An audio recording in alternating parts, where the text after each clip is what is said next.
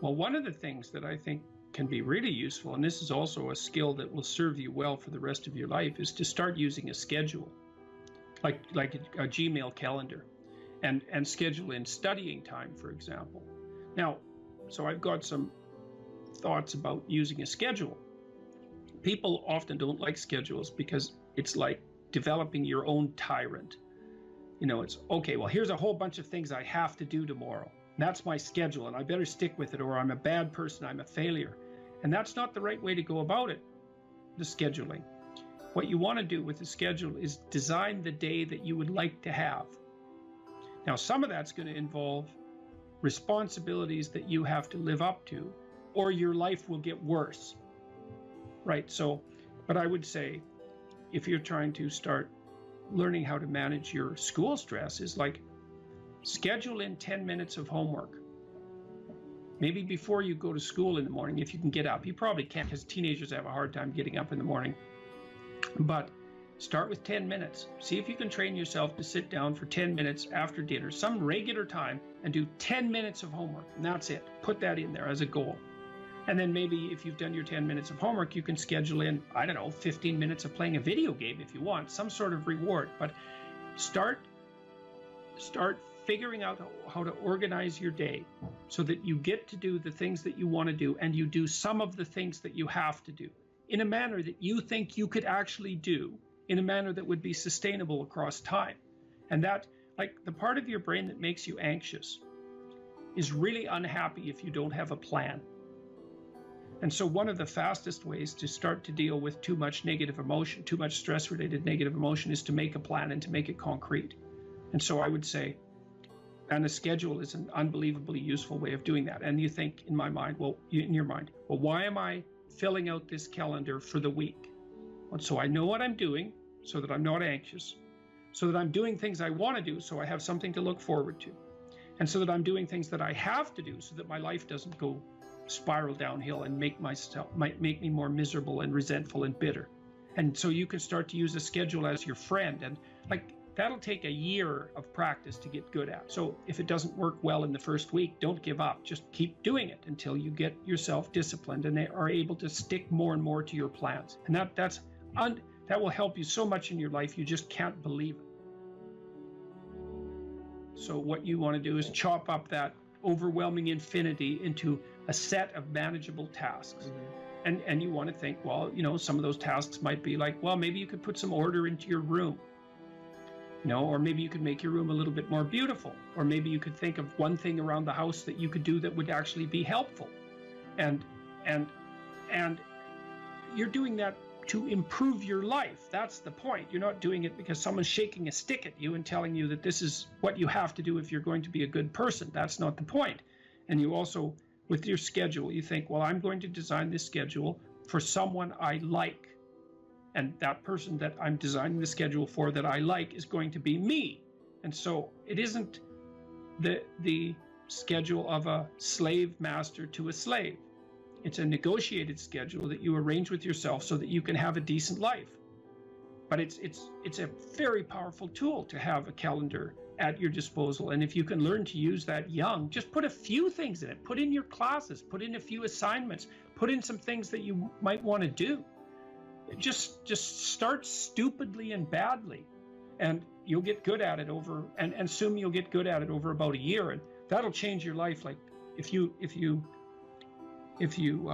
learn to listen to people, if you decide that you're not going to say things that you know to be untrue, and if you learn how to schedule your time, your life will change for the better so much that you won't believe it, and that will keep happening more and more and more and more as you get older. So it's a great thing to start practicing if you could start practicing that when you're a teenager, and you get that under control by the time you're 18, you'll be absolutely deadly.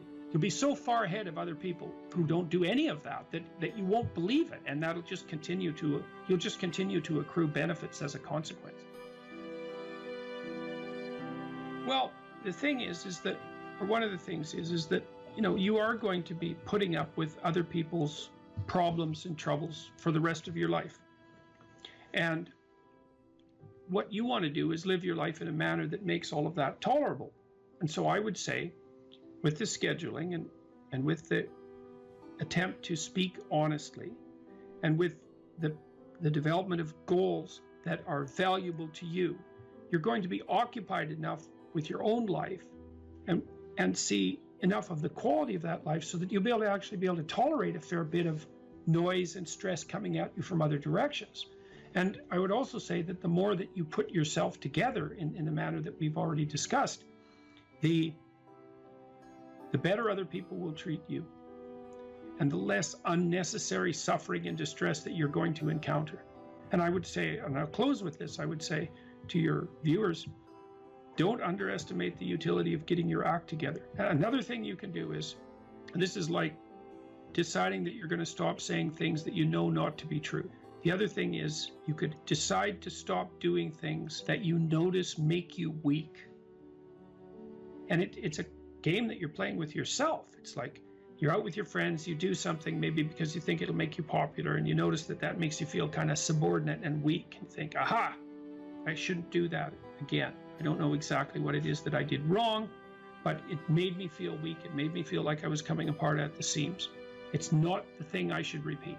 So you try to do things that make you stronger. You try to say things that make your speech more true and accurate. You try to aim at things that you think are worth attaining, and you get yourself disciplined and in order, and that will do. There's nothing else you can do in your life that will be of more benefit to you and to other people simultaneously. And if you could start that when you're a kid, man, I tell you, you'll be so far ahead.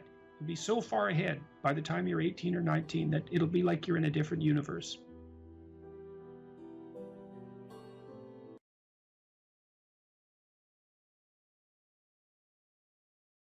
Regulate your habits.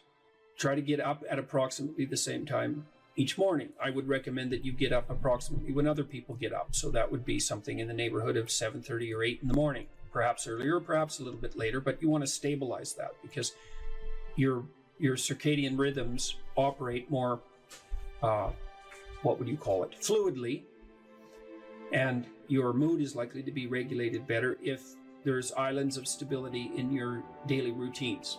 Human beings like daily routines, just like dogs like daily routines. And so regulate your sleep. I would say when you get up in the morning, eat breakfast. That's a really important thing to do. I can't tell you how many people I've treated in my clinical practice whose proclivity for emotional instability and depression, anxiety, general hopelessness, emotional pain and gloom and doom, as well as capacity to concentrate, were properly regulated or inhibited or reduced by merely ensuring that they ate a protein and fat rich breakfast relatively soon after they wake up. And that's especially true if they're stressed. And as it turns out that if you stress yourself after a fast, which is of course what you've undertaken if you haven't eaten since the night before, that your body produces enough insulin to deplete the sugar in your blood. And then it's very difficult for you to become regulated properly with regards to your metabolism until you sleep again. And so it can be regulating your sleep, and your breakfast eating habits in particular can be in a very effective way of regulating your mood and increasing your capacity to concentrate. The other thing I would say is that scheduling your time is also extraordinarily useful. And so I can tell you a little bit about how to use schedules effectively. You should develop a long-term plan. So you have to set up your long-term vision. And then I would say once you set up that vision so that you know how to orient yourself, then you should start designing your days. And you can do that very effectively with a calendar like Google Calendar. Many people say, well, I hate using a schedule or I hate using a calendar. What you're doing is using the calendar as an external tyrant that's telling you what you should do if you were going to be a conventionally good person each day. So you load yourself up with arbitrary responsibilities. But that's not really how you should use a schedule. What you should use a schedule to do is to design the day that you would most like to have. And obviously that's going to include accepting some responsibility and undertaking to make progress on those things that you have to make progress on to keep your life from collapsing into chaos. But it should also mean that you schedule in activities that make you actually want to have that day. And so if you're using a schedule properly, that it can be your friend. And that can also be something that can increase your capacity to concentrate. And then I would say, well, if you're very scattered, then you can start to train yourself.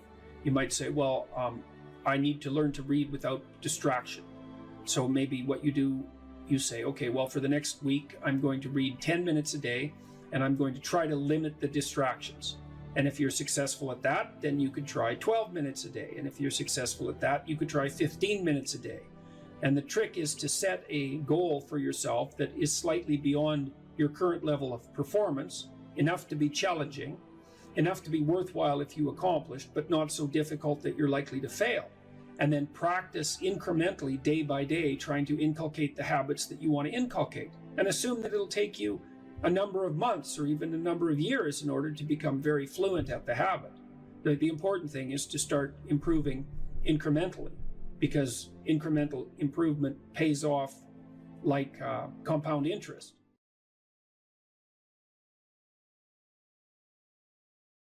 You know, one thing about the dopamine system that's so important and also explains a lot of pathology, but also a lot of human evolution, is that we have basically one major reward system, which is the dopaminergic system. You know, I sometimes like the analogy that, you know, nowadays you hear about cryptocurrency or the dollar versus the euro versus the this versus the that. There's only one currency in all of reality, actually, and it's dopamine. Whether or not it's the dollar-backed dopamine or it's euro-backed dopamine or Bitcoin-backed dopamine, in the end, whether or not someone has $1 billion or $2 is really that currency resides as something that's transacted in the real world, but their notion of power and potential is dopaminergic. And so too, the potential for mates, the potential for food, how much food you have, you know, how much meat you have stored in the freezer tells you a lot about your security and well-being for you and your family, right? And that is translated into a dopaminergic internal representation of how safe and secure you are, et cetera. So this system of fear versus confrontation taps directly into the dopaminergic system. And there's a beautiful set of studies that were done in the 1960s, published in the journal Science, as you know, one of the top journals to publish in. Again, this is not work that I did, but where they gave people, human beings, the option to stimulate a number of different brain areas, just sitting in the clinic. And some brain areas would evoke feelings of drunkenness, others would evoke feelings of anger, others of sadness, others of sexual arousal. And the area that these subjects all preferred to stimulate the most, in fact, they would just sit there and lever press pretty much all day long, was this midline thalamus area. And the subjective feeling that they reported, I find this interesting and would love your thoughts on this, is one of mild frustration, anticipation of something, although they didn't know what. Yeah, anticipation. And it's this idea, I think, that it's tapping into the dopamine system. And the dopamine system... Well, the dopamine system says something good is going to happen. That's right. The key... It says something good is going to happen. Something good is going to happen. And it's an appetitive state in some sense, because it doesn't signify the acquisition of... It's not satiating. Right.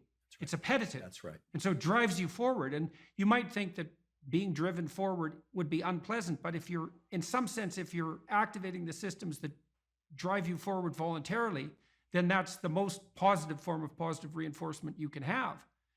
I think I read animal researchers who said that when they watched animals who were bar pressing to receive stimulation in those brain areas, the animals would look forward as if something was about to appear that they wanted to have appear. Incredible. So that was part of that apprehension. Part of it's a hope system in some sense. Right? It's the elicitation of hope. That's right. You know, it's dopamine, and here I'm robbing words from others, like my colleague Anna Lemke, who, you know, it's not about having, it's about wanting. It's not about pleasure as much as it is about craving and motivation and drive. And something critical about the... And Panksepp called it seeking. Yeah, brilliant. I never met Panksepp. Did you? You met Yuck? I met him online. We were in a neurological chat room, so to speak, for a neuropsychological chat room for about 5 years, and I had a chance to interact with him a fair bit in that. So that was really good. And envious. He's done beautiful work, and thank you for calling people's attention to his work. I know you've done that many times, and such key work. The dopamine system is in touch with the autonomic system, sure, because it has to register success versus failure of some pursuit. The prefrontal cortex is actually part of the dopamine reward system. People often overlook this, and then we just think about nucleus accumbens and ventral tegmental area. But the prefrontal cortex, because as you pointed out before, it is generating possible outcomes, different rules, different selves are being projected into the future. You can think that the 2 marshmallow task, the classic, give kids the option to either have a marshmallow now or wait and have 2 marshmallows, and the cute little videos of the kids in the room with the marshmallows, sniffing it, talking to it. Occasionally a kid will just stuff it in his mouth. Another child will turn away, delightful, right? And all sorts of ideas have come about how they do in life versus if they can wait or not wait. In any case, that's dopaminergic anticipation. The key thing with dopamine, I think, that encapsulates the most of it is this notion of reward prediction error, which is very simple. If you are excited and anticipating something, you are generating some internal sense of the probability of it happening. We're going to the ice cream store, kids. Let's go. We're going to have ice cream. We have ice cream. It's closed. The disappointment that they experience actually brings them far lower than they would feel, much more sad than they would feel than had you not told them you were going to get ice cream, which speaks exactly to what you were saying, that it's an anticipation signal. So dopamine's going up, we're going to get ice cream, and then no. So it drops below baseline. They would have been better off being not told they were going to the ice cream store. Just drive right by it. The danger of hope. The danger of hope. If you anticipate that it's going to be open, and again, this could translate to any scenario, and it's open, there's a dopaminergic signal upon receiving the reward, but it then drops a little bit. This is the basis of addiction, actually. Drops a little bit below baseline transiently. So we always think of the ice cream is the reward. Well, actually, the reward was right before you had that first lick of ice cream because you know you're going to get it. This is also true of sexual behavior. It's true of people who sell a company or they're anticipating something exciting, or of a wedding. It also sort of partially explains this notion of postpartum depression, where people are so excited about something, the delivery of a child or something, on the arrival, and then for some reason they feel let down. It's because the anticipation was that great. So many scenarios. There might be an exhaustion component there too. Right. Well, it's also the case, if I remember correctly, that dopamine kick. So imagine what it does is backtrack the neural systems that were activated as the reward was approached. So then it feeds back reinforcement, not reward, but mediates cellular growth and maybe myelinization. It's increasing the efficiency of the neural connections of the systems that were activated just prior to receiving that reward in the order they were prioritized. That's right. In the order they were manifested. So the closer the behavior is to the receipt of the reward, the more it's reinforced and more likely to be manifested in the future. And then there's a decay function going back in time.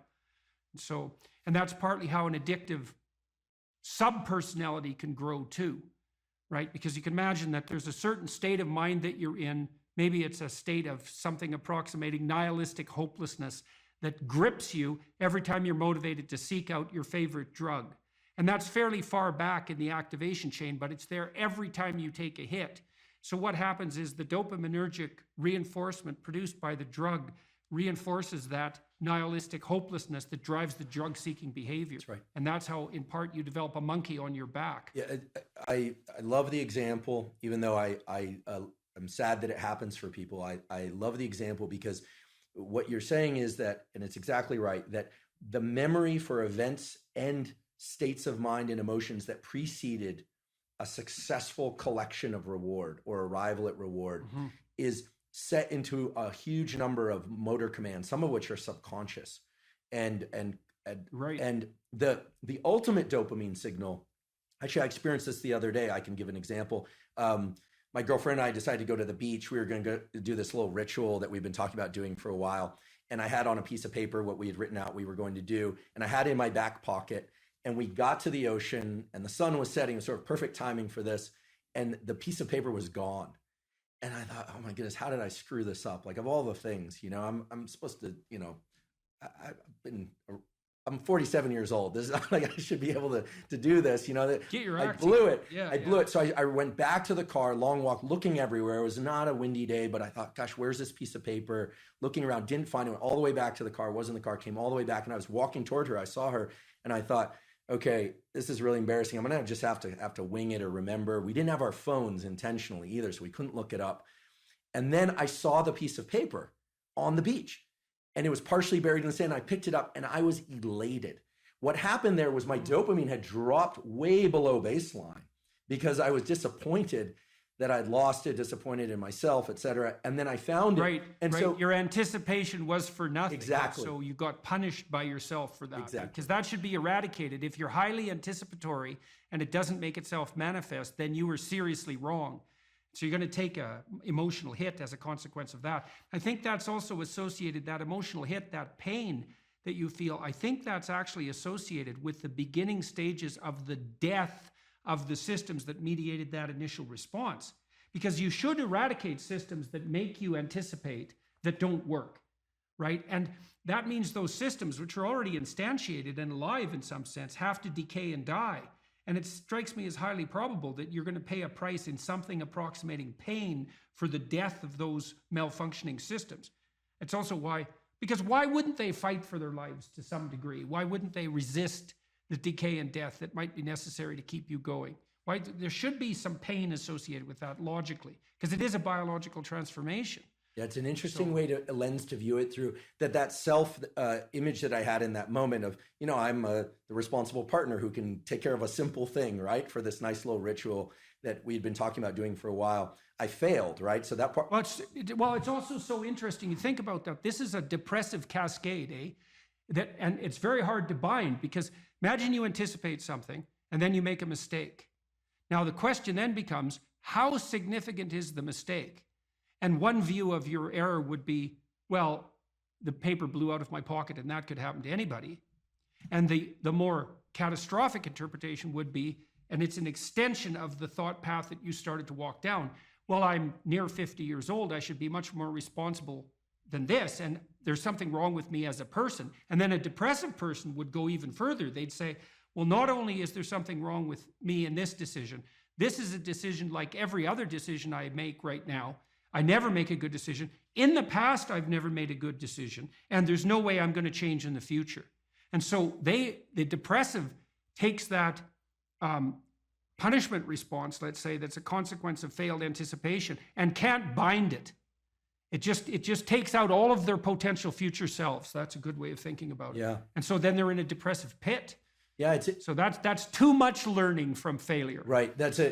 I'm really I'm grateful for your insight on this, because indeed, if I'm honest, my thought train went to the point of I didn't think, I'm a total failure because I lost this piece of paper. I thought to myself, well, if it were a priority, I would have ensured I wouldn't have lost it. Right. She'll interpret it as not being a priority. Like, where are my priorities? Am I overspent? Like what's going on? You start to sift into the full set of questions. And then, of course, finding the paper resurrects the sense of self.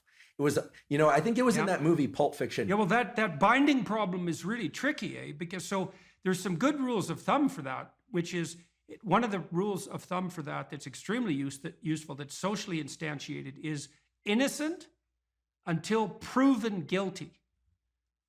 Right, so you might say when those thoughts come up, because they're adversarial and accusatory thoughts, you might say, well, that is part of the realm of possibility, but I shouldn't. When your child does something wrong that's minor, you don't say you're a rotten kid, right? You bind it. You say, look, kid, here's a bunch of things you're doing right. But in this particular example, specific situation, here's the minimal thing you did incorrectly and how to alter it.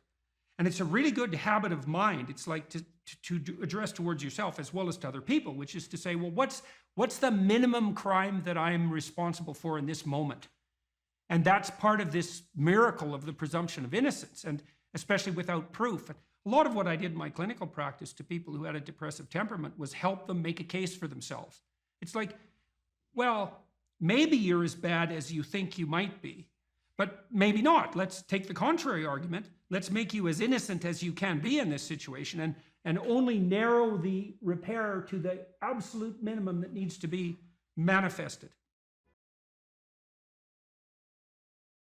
Well, so You're moving from point A to point B in your little circumscribed world. You've made everything invisible. And as long as that works, then your theory's good enough. It's accurate enough. It's true enough. You're in your little paradise. But if something comes up and objects, well, that's where your character is tested fundamentally. That's the character test. It's like, what do you do with messages of error?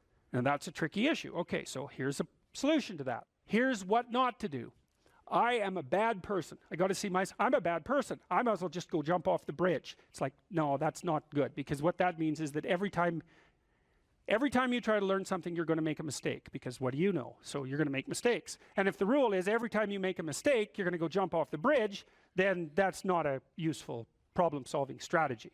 And so when you make a mistake, you don't get to beat yourself to death with a club.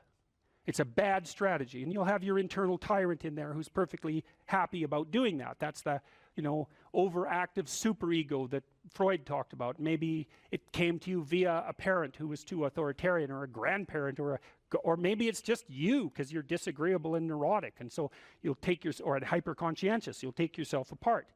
Well, you've got a problem. Something has objected to you. Then the question is, well, what does that mean? Well, maybe you're not looking at the world right. Maybe your goals are wrong. Maybe you're not acting properly. It's okay. So the question that arises when an obstacle emerges is, which part of this structure needs attention? And the first answer can't be all of it, which is why when you're arguing with someone in an intimate relationship and you're angry at them and you want to win, which is a big mistake, you want to win, you say, well, this is what you're like. Here's another 10 examples of how you've done that in the past, and I can enumerate more of them if you'd like. And so that's actually what you're like, and I've tried fixing you and it didn't work, and so it looks like you're going to be like that up into the future, and you're basically saying to them, well, you're a bad person, and the only thing they can do is either collapse or punch you. And punching you is actually better than collapsing. You know what I mean? It's such a counterproductive way of arguing. You don't leave the person any out. And so maybe, well, they're civilized, so it doesn't get physical. Well, maybe that's good and maybe it isn't. But then they end up either really not happy with you in a way that they will manifest the first possible opportunity they get, or they have to go off in the corner and cringe. It's like, great, you won. It's like now your partner's either hates you or is cringing. It's great. That's a real good victory, man. Rack up about 100 victories like that and you'll be in divorce court and spending $250,000 while being miserable about it. Yeah. So anyway, something objects to you and you think, okay, well, I need to take myself apart, right? Because there's a piece that's broken somewhere. And then you might think, well, let's assume it's a little piece to begin with. That's the right mechanism. It's like, okay, you got a C-. That doesn't prove that you're stupid. Now, it implies that you might be stupid, but it doesn't, right, really, it does, and that's why you don't want to look at it. Maybe it implies that you're lazy, or implies that you're ignorant, or like it implies all sorts of terrible. Might imply that you're a bad person even. But you don't want to leap to that, and that's sort of the proclamation of innocence before guilt. Assume that you're the least amount of reprehensible and ignorant possible. And so then you look at the micro routines. It's okay, well, I got a C- in this course. Maybe I should study for that course 15 minutes more a day for the next 3 months. And then you ask yourself, do you think you could do that? No, I'm too useless. Okay, how about 15 minutes every second day? You think you could do that? You put it in your schedule, like 15 minutes every second day in the morning. And that's, well, you think, well, what's wrong with me? Well, I'm not very good at managing my study schedule. That's not quite down here at the behavioral level, but it's pretty close, because what you can take an action. You can open up your schedule and you can say, oh, I'll mark 15 minutes aside. Then you can practice doing that. It's pretty low level in the hierarchy. It means, well, you're still not a horrible person. You just got to polish up your work ethic. And so what you want to do is it's like the old adage, you got to stand up for yourself, but you don't want to make unnecessary enemies. That's a really good thing to know. It's like, shut the hell up most of the time, but now and then you don't shut up because it's time to say something. You don't want to make unnecessary enemies, though. Well, you don't want to take yourself apart any more than is absolutely necessary. Start little, and you do that with people around you too. Like if you have a child, and the child does something that isn't right, then you think, okay, minimal necessary intervention. What can we do to decrease the probability that that's going to occur in the future? That's a good thing to know with children. It's also a good thing to know with your partners. You're having an argument with them. It's like, okay, what the hell do you want? What's the minimum thing you can request from them that would satisfy you? And the evil part of your soul is going to be, I want them cringing in a corner. It's like, yeah, get that stuff under control, man. See if you can figure out what that person could offer you that would be minimal that you would accept. And then tell them that. It's like, here's the words I would like you to say in the apology I would like you to formulate, assuming that you think you did something wrong. We have to argue about that because maybe you didn't. But if you did, I want to specify it precisely and narrowly, and I want to give you an escape route.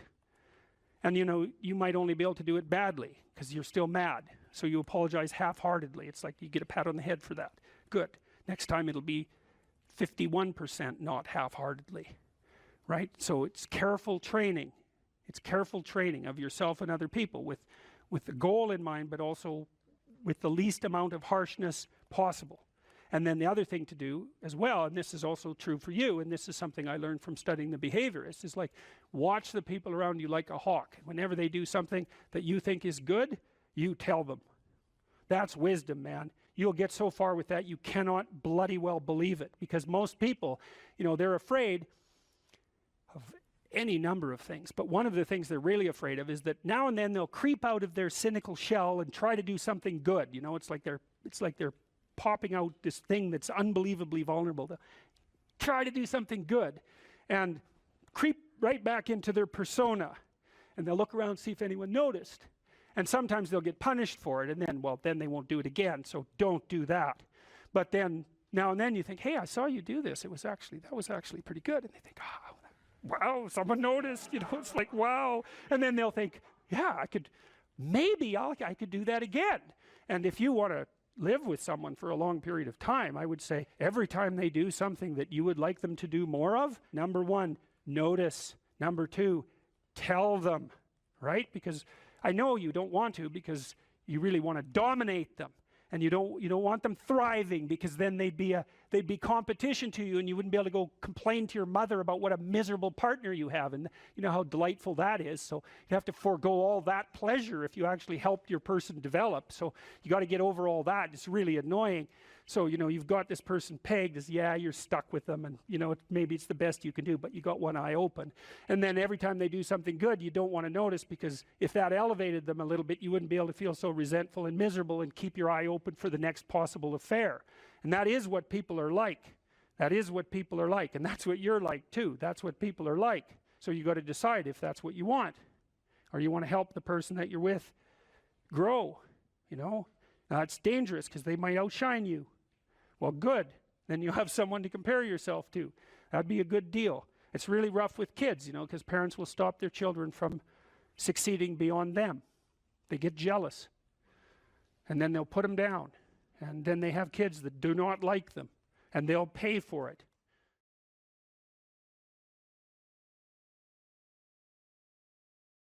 This is the Peter Pan story, roughly speaking.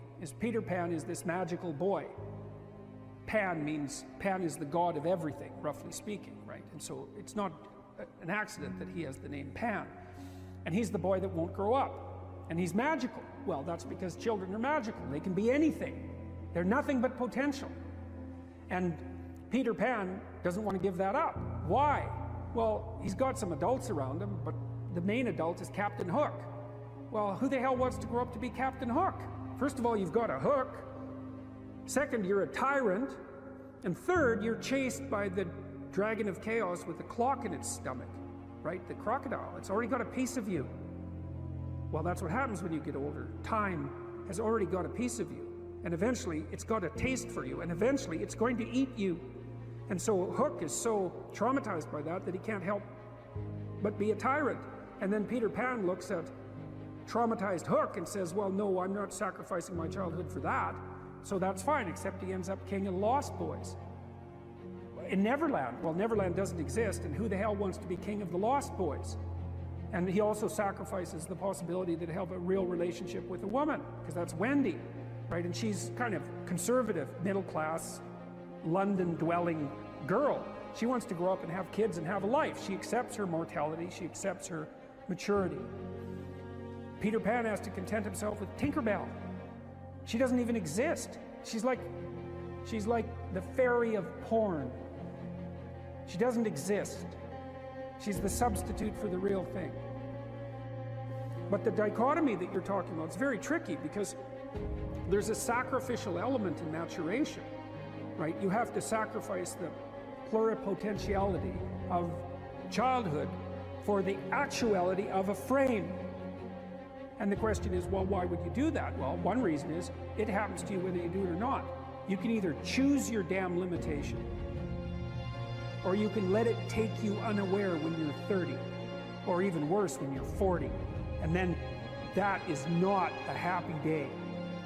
I see people like this, and I think it's more and more common in our culture because people can put off maturity without suffering an immediate penalty. But all that happens is the penalty accrues, and then when it finally hits, it just wallops you, because when you're 25, you could be an idiot. It's no problem. Even when you're out in a job search, it's like, well, you don't have any experience and you're kind of clueless. It's, yeah, you're young, it's no problem. That's what young people are like, but they're full of potential. Okay, well, now you're the same person at 30. It's like people aren't so thrilled about you at that point. It's like, what the hell have you been doing for the last 10 years? Well, I'm just as clueless as I was when I was 22. Yeah, but you're not 22. You're an old infant, right? And that's an ugly thing, an old infant. So, part of the reason you choose your damn sacrifice, because the sacrifice is inevitable, but at least you get to choose it. And then there's something that's even more complex than that in some sense, is that the problem with being a child is that all you are is potential, and it's really low resolution. You could be anything, but you're not anything. So then you go and you adopt an apprenticeship, roughly speaking, and then you become something. And when you're something, that makes the world open up to you again. Like if you're a really good plumber, then you end up being far more than a plumber. Like you end up being a good employer. If you're a really good plumber, well, then you have some employees, you run a business, you train some other people, you enlarge their lives, you're kind of a pillar of the community, you have your family. Once you pass through that narrow training period, which narrows you and constricts you and develops you at the same time, then you can come out the other end with a bunch of new possibility at hand. And Jung talked about that. He thought that part of the proper path of development in the last half of life was to rediscover the child that you left behind as you were apprenticing. And so then you get to be something and regain that potential at the same time. Very, very smart. Well, he was very, very smart. So that's very wise thing to know. So, yeah. Sacrifice. You get to pick your damn sacrifice. That's all. You don't get to not make one. You're sacrificial whether you want to be or not. That's a good thing to know as well. We were sitting in the first row of the plane, and do you remember the guy was a young black man, sort of ran onto the plane. He was wearing a yellow vest. He was a worker working the bridge or something. And he came up to you and he said, I'm not supposed to be on the plane right now. I'm not supposed to say anything, but you helped me turn my life around. I got this job because of you. And what I remember more than anything else is he had this huge smile on his face. But it wasn't because you told him to go out there and be happy. It was because you told him to go out there and fix some stuff. And I think that's exactly what you're talking about right now. Those experiences are so life-sustaining. It's so remarkable to have that happen, and that's something I've been immensely privileged to constantly experience, although there's also something about it that's extremely painful. The magnitude of that joy is sort of proportional to the obstacles it had to overcome while it was attempting to manifest itself. And one of the things I'm sure you saw on the tour, and I don't know how this affected you, was the depth of hunger for encouragement that exists everywhere, as far as I can tell. And everyone wants to be appreciated when they bring their best to the table. That's why the current assault on merit is so unbelievably brutal, because it will deny everyone the right to be appreciated for being their best. And well, you might ask, well, when does the best become your enemy? And that's easy. It's when you flee from it.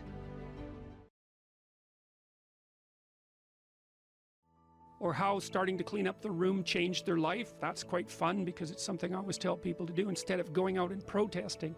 Jesus, I just can't stand Cleaning up that. the room? Yeah. Meaning?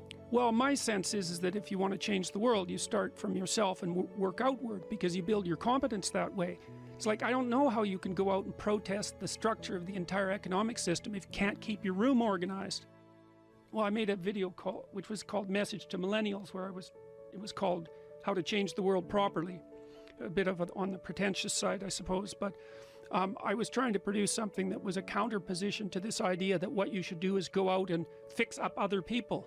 You know, that's just not right.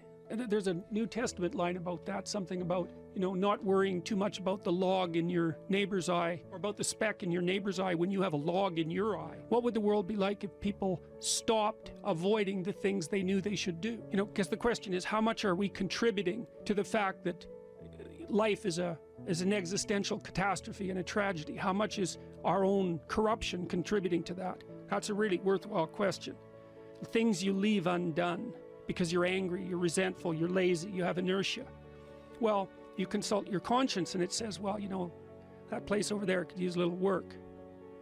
It's the same as working on yourself, and so you clean that up because you can, and then things are a little clearer around you, and you're a little better off because you've practiced a bit, and so you're a little stronger, and then something else manifests itself and says, well, maybe you could like take a crack at fixing me up too. So you decide to do that, and then that gets a little bit more pristine, you know, and soon, and it's humble because you're not exceeding your domain of competence. You know, it's like, don't be fixing up the economy, 18-year-olds. You don't know anything about the economy. It's a massive, complex machine beyond anyone's understanding, and you mess with it at your peril. So, and can you even clean up your own room? No. Well, you should think about that.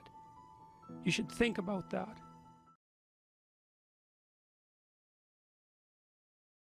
What do you think of the skills that people should start to develop in their 20s in general to make them better human beings, more potentially open to success financially, relationship, health-wise? What are 2 or 3 things that everyone should focus on in their 20s? Well, it certainly doesn't hurt to be in good physical condition, so we can walk through it. Stop drinking too much. How do you know if you're drinking too much? You regret what you do when you're drinking. It's interfering with other important goals. It's causing you financial distress. It's getting you in trouble with your friends or your family. It's getting you in trouble with the police. Okay, so stop abusing substances if you can, right? If you see that they're hurting you. And alcohol is particularly pernicious in that regard. So, physical health. Are you in decent shape? Are you strong and coordinated? And if you're not, well, you'd be better if you were. Right. You'd feel better, you'd be more effective, you'd live longer, you'd be less sick. And you really see that mount up. Like if someone's been in shape once in their life, they age way better. And it's also a really good way of maintaining your cognitive ability. Like, you know, you hear about those exercises that you can do online to make you smarter and keep your cognitive ability intact. Yep. Those don't work. There's no evidence that they work. People keep saying that they make you smarter, or they maintain your cognitive function. Psychologists have studied that for 50 years, hoping that one of those things will work, trying all sorts of creative tacks. They don't work. Exercise works. Cardiovascular and weightlifting, you start to decline in your fluid intelligence at about the age of 25. And it's a linear trend downhill, and it can accelerate as you get older. It's just like this, quite ugly. If you exercise, you stave that off. So that's really useful. Maintain your relationships and foster them. So when I look at successful people, they're really good at something. They're reliable, right? You can count on their word. They're generous, and they have a wide connection network, which becomes more and more valuable as you get older. Yeah. So it's one advantage that older people really have over younger people. They have a connection network, and a connection network is huge. Well, you could be connected to 1,000 well-connected people. Okay, that means you are connected to the entire world. Right, it's unbelievably valuable. Mm-hmm. And that's one of the things that's so absolutely remarkable about the situation that I'm in right now. As far as one of the great benefits is I can access. I can contact pretty much anybody and they'll talk to me. It's like, really? That's so cool. I'm interested in infrastructure for reasons I won't get into, but I'm interested in infrastructure development. I think it's a good method of wealth transfer. It's a good solution to the problem of inequality and employment. I reached out to a leading expert on infrastructure last week to see if he'd talk to me. I thought, I don't know anything about infrastructure except that it's worn to a frazzle and we should do something about it. You know, he agreed to talk. And having a connection network is of inestimable value. It's huge. Reliability, generosity, you can work on both of those. Philosophical sophistication, it's very useful because it orients you properly. You have a sophisticated sense of the world. You find, for example, that doing things for other people is actually more rewarding than virtually anything else you can do.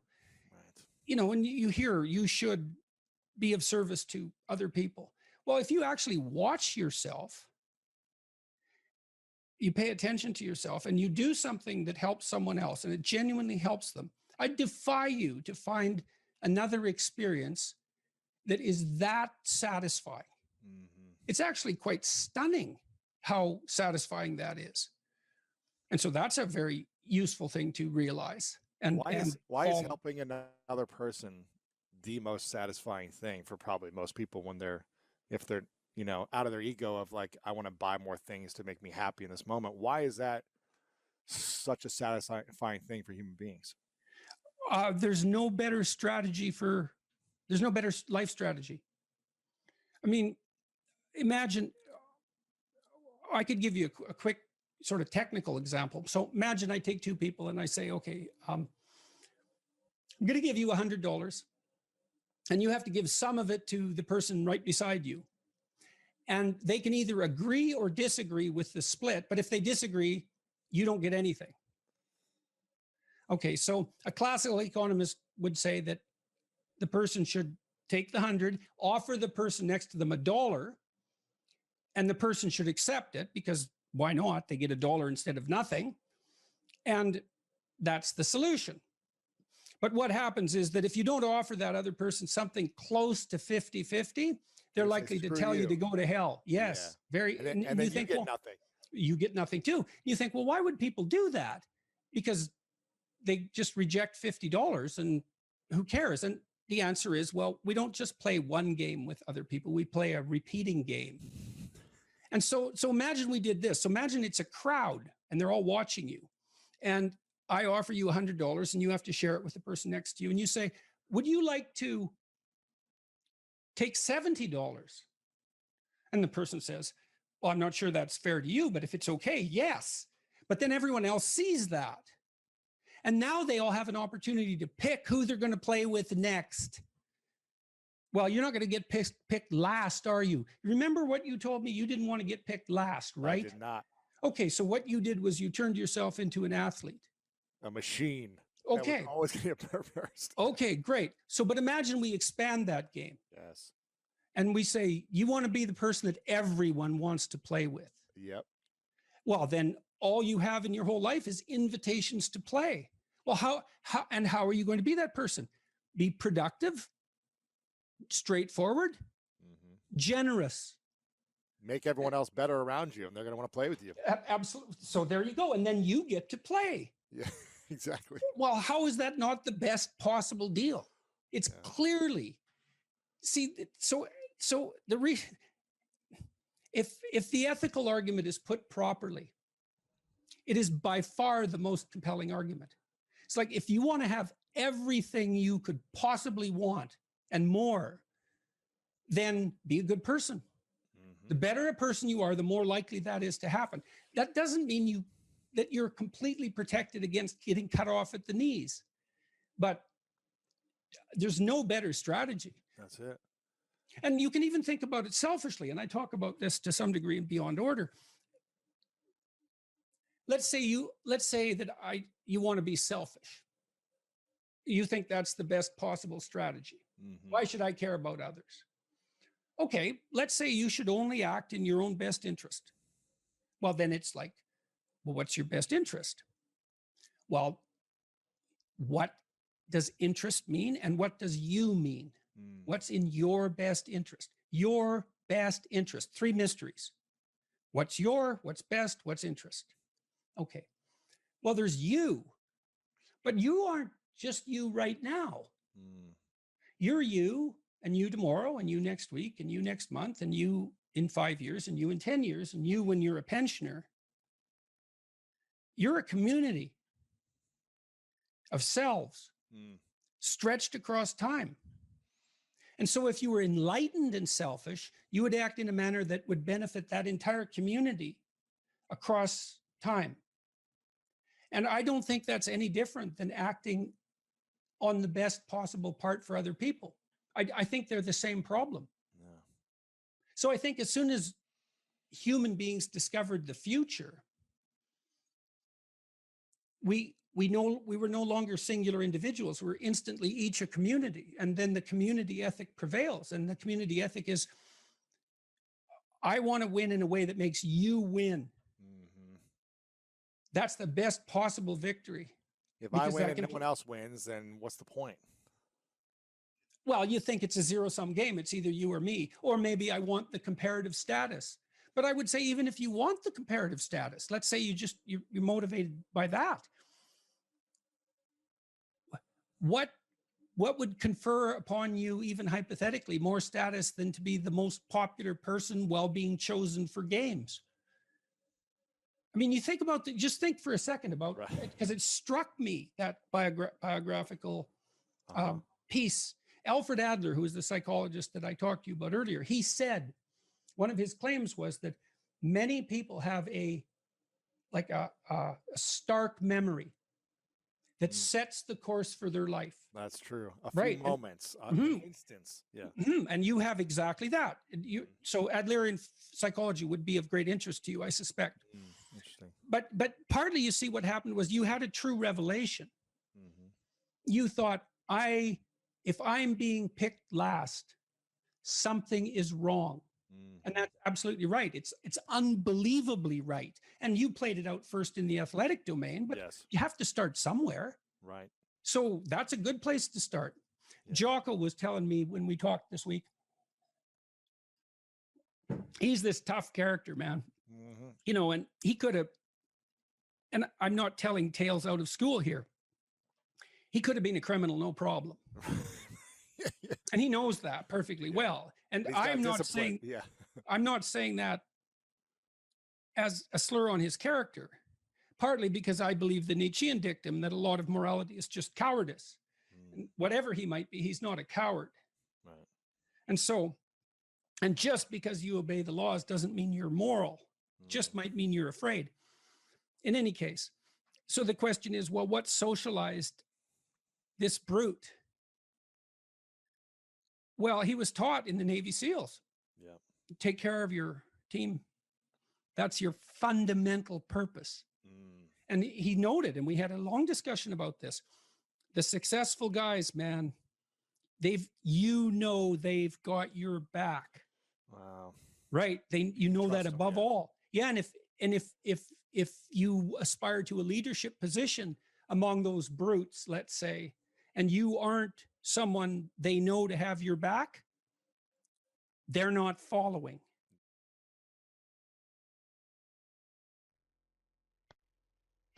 If you could give one advice to us, how we could be able to actually put our opinion out there and to actually make people listen and not to cause some mindless conflict with just yelling, what advice would you give us? Learn to write. I'm dead serious. Like, I'm dead serious about that. Because writing is formalized thinking. And so the way you write is, first of all, you need a problem. Because why write if you don't have a problem? So this is good advice if you're just writing an essay, by the way, from your classes. It's like, pick a bloody problem that you want to write about, because otherwise it's false right from the start. It's up to you to engage with the material until you find something that grips you, that you desire to investigate. Okay, so you need a problem. Well, the next thing you need to do is, well, you need to have something to say about the problem. So, reading is really good for that. Read as much as you can. Get your hands on that addresses the problem. Okay, so now you know a bunch of things, or at least provisionally know them. You at least have access to them. Well, now you start sorting through it. It's like, okay, well, maybe I need to summarize what I've learned, and then I need to iron out the contradictions between what I've learned, and I need to elegantly formulate that, and I need to get my word choice right, and my phrase choice right, and my sentence choice right, and I need to organize the sentences into proper paragraphs, and the paragraphs into proper sequence, so that I have a coherent argument. And at the same time, what you're doing is you're integrating your own personality at the highest and most abstract level of organization, and you're sharpening your tools, and you're putting yourself straight, because you're learning to think. You learn to do that by writing. And so I would say, pick some hard problems and learn to write very, very carefully. And when I say pay attention to the word, I mean that. Pick the right words, organize them into the right phrases, get your sentences straight. Like when I wrote my first book, Maps of Meaning, I believe I wrote every sentence in that book 50 times. 50 variants of every sentence. I read it once, I read it again, I read it again, I read it again, and I have a little competition. Which sentence is better? Which sentence is better? I pick that sentence. Do the same with the paragraphs. Over many, many years, you hone your words. They're the most powerful thing about you, bar none. If you are an effective writer and speaker and communicator, you have all the authority and competence that there is. And so you're at university. Maybe you're taking a humanities degree. Well, what's the humanities degree for? It's to teach you how to think. You learn to think by writing. Now there's more to read, to speak, and all of that. But the best thing you can do is read and write every day. A couple of hours every day. Write about things you find important, and see if you can discover what you believe to be true. And that'll build you a foundation. And it's unbelievably practical. Like if you look at people who are phenomenally successful across life, there's various reasons, but one of them is that they're unbelievably good at articulating what they're aiming at, and strategizing and negotiating and enticing people with a vision forward. It's like, get your words together, man. That makes you unstoppable. And that's the core of the humanities, that idea. Get your words together. Make yourself an articulate creature, and then you're deadly in the best possible way. So, and take that seriously. And I'll end with something too. You students, you might think in your more cynical moments that you have to offer your professors what they want and gerrymander the content of your language to suit their predilections, or what you consider to be their predilections. First of all, it's a very small minority of professors who are corrupt enough to punish you for producing a high-quality essay that they don't agree with. And though that's reprehensible, but it doesn't happen very often. But more importantly, it's the highest academic sin to do that, because what you're here to do is to learn to find your true voice. And every time you deviate from that for expedient reasons, you corrupt yourself. And not in a trivial way, because when you formulate your arguments, that becomes a permanent part of your character. You carry that with you. It becomes part of the structure through which you view the world, and it guides your actions. And so you hold your words pristine, and you work in a dedicated way to become as articulate and clear as you can possibly become. And there's nothing that's more practical and noble than that at the same time. That's why the humanities are so valuable. You think, well, what good is a humanities degree? It's like, well, you come out of here able to speak and think and write, no matter where you go, like you're headed for the pinnacle, and hopefully in a way that's positive for everyone.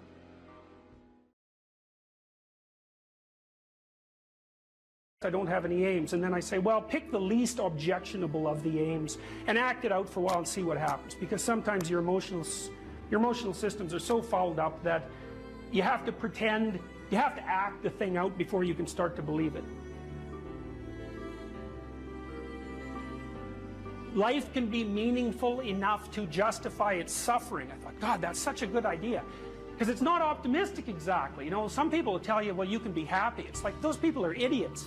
I'm telling you, they're idiots. There's going to be things that come along that flatten you so hard you won't believe it. And you're not happy then. And so if life is to be happy, well, in those situations, what are you doing? Why even live? But life isn't to be happy. If you're happy, you're bloody fortunate, and you should enjoy it. You should, because it's the grace of God, so to speak. People know when they're doing something meaningful. They can tell. So why the hell don't they do meaningful things all the time? It seems obvious. You could do it. I mean, it's hard, you know, because other people want you to do other things, and it's a struggle, but everything's a struggle. Oh, I get it. I see why. It took me about 10 years to figure this out. People have a choice. Choice number one, nothing you do means anything. Well, that's kind of a drag, right? It's meaninglessness of life and all that, existential angst. You know, that's kind of a pain. But the upside of nothing that you do is meaningful is you don't have to do anything. You've got no responsibility. Now, you have to suffer because things are meaningless, but that's a small price to pay. The alternative is everything you do matters. Really. If you make a mistake, it's a real mistake. If you betray someone, you tilt the world a little more sharply towards evil rather than good. It matters what you do. Well, if you buy that, then you can have a meaningful life. But there's no mucking around. It means responsibility. It means that the decisions you make are important. It means that when you do something wrong, it's wrong. Well, do you want that?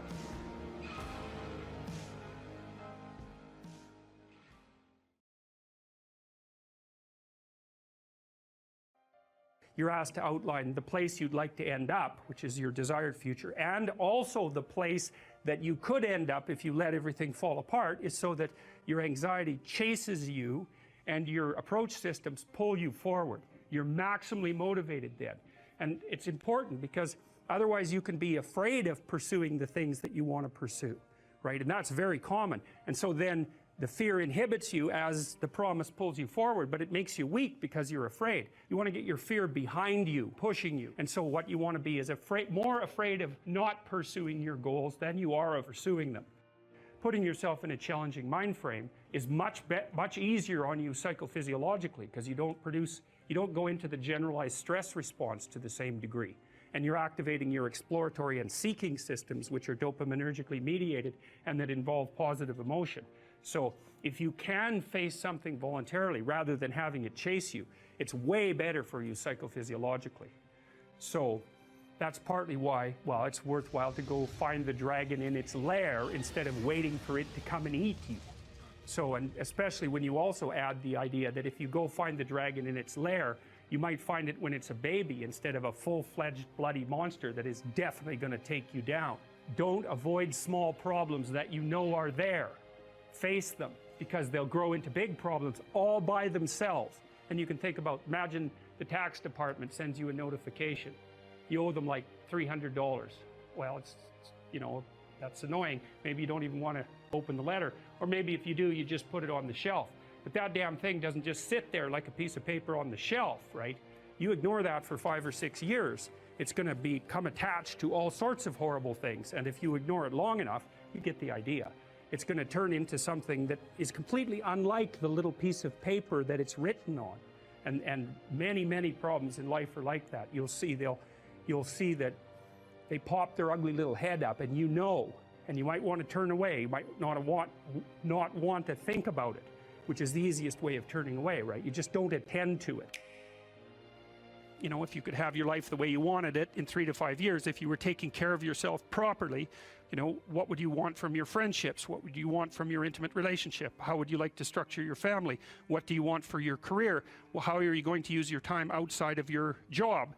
And how are you going to regulate your mental and physical health, and maybe also your drug and alcohol use? Because that's a good place to auger down, you know, because alcoholism, for example, wipes out, you know, 5 to 10% of people. So you want to keep that under control.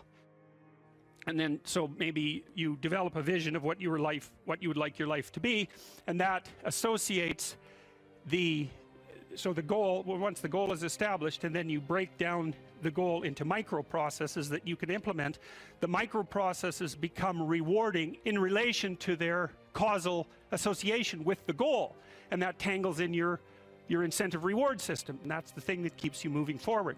And the way it works is that it works better if it produces positive emotion when it can see you moving towards a valued goal. Okay, well, what's the implication of that?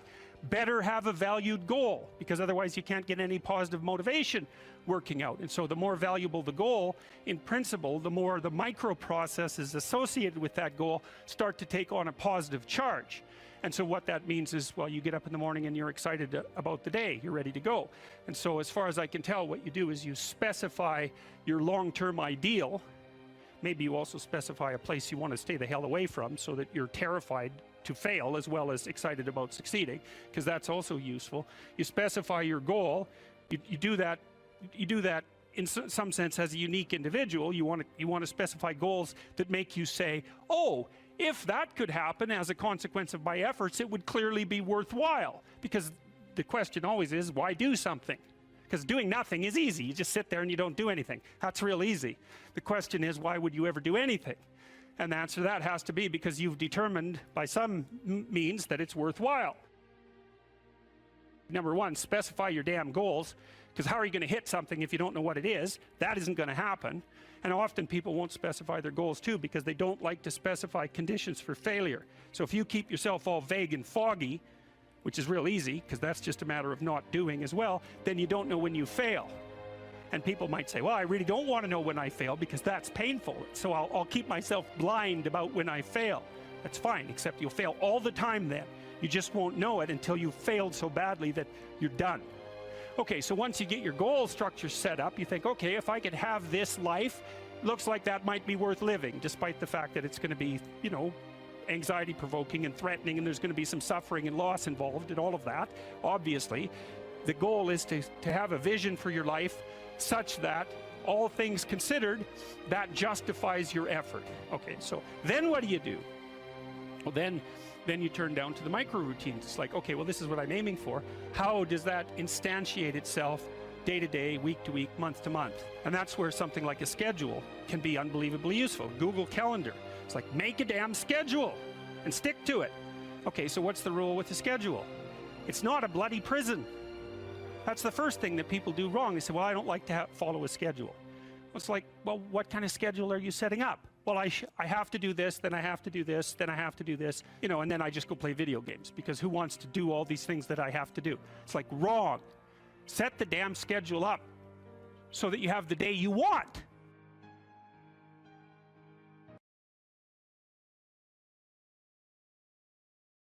What steps should someone take to start developing delayed gratification when they constantly give in to instant gratification? Well, okay, imagine, I know the answer to this to some real degree, because I had graduate students in particular who I picked because they were very smart and often very creative, but sometimes they weren't very conscientious. So they had a hard time delaying gratification.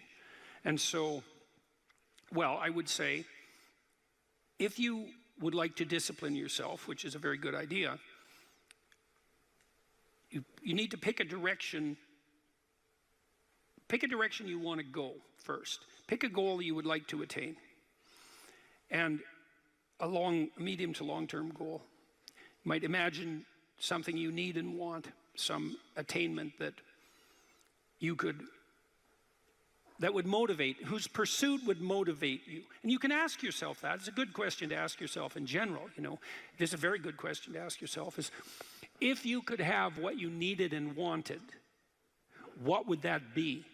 And that's a meditative question. You don't want to force an answer out of yourself. You want to ask yourself that like you would ask someone else. If I could have what I wanted, what would that look like? And you can ask yourself that in a more differentiated way. If I could have the relationship that I needed and wanted, if I could have the friendships, if I could have the job or career, if I could have the educational pathway, if I could adopt civic responsibility in an optimized manner, if I could engage in some creative enterprise, if I took care of myself properly, if I regulated my susceptibility to temptations, what would that look like if it was optimized? And then that sets you up a goal that has some motivational force. This is worth doing. And then you might find, well, you don't do it anyways. And then I would say, well, that's because you're biting off more than you can chew. The next goal is to take your goal and to fragment it into micro goals until you find a micro goal that's small enough that it still presents some challenge that you will do. And so I've become, one of the things I'm known for, I suppose, is my advice to people to clean up their rooms. And the people who think I'm their enemy laugh about that rule because of its simplicity, let's say. But the only reason they think it's simple is because they've never tried it. It's actually extremely difficult. And it was very frequently the case that, well, it's very difficult to put your room, your office, your bedroom in order. I mean, you think about your bedroom, hypothetically, let's say you're married, you share that room with someone else. Is your bedroom in order? Really? And I don't just mean, is it neat? Maybe it's too neat. Maybe it's too orderly. Maybe it's too sterile. Maybe it's too bare. Maybe that characterizes your whole bloody relationship. Maybe, really? And maybe that is genuinely reflected in the state of your room, because it's very probable that that room is a microcosm of your marriage. It's highly probable. And so what that would mean is to organize that room would require the organization of your marital life, not least because if you want to put that room in order, you're going to have to negotiate with your wife about how that's going to be done. And while you're making that negotiation, even in relationship to the micro details, you're going to encounter almost everything that's wrong with your relationship. And so, you might ask yourself when you walk into your bedroom, I hate this bedroom. It's like, you should really think that through. And then you need to think through what you would need to do so that you love that room, or even more complexly, so that you both loved it. Because that's a tough thing to attain, boy, because you're going to have differences in taste, you're going to have differences in orderliness.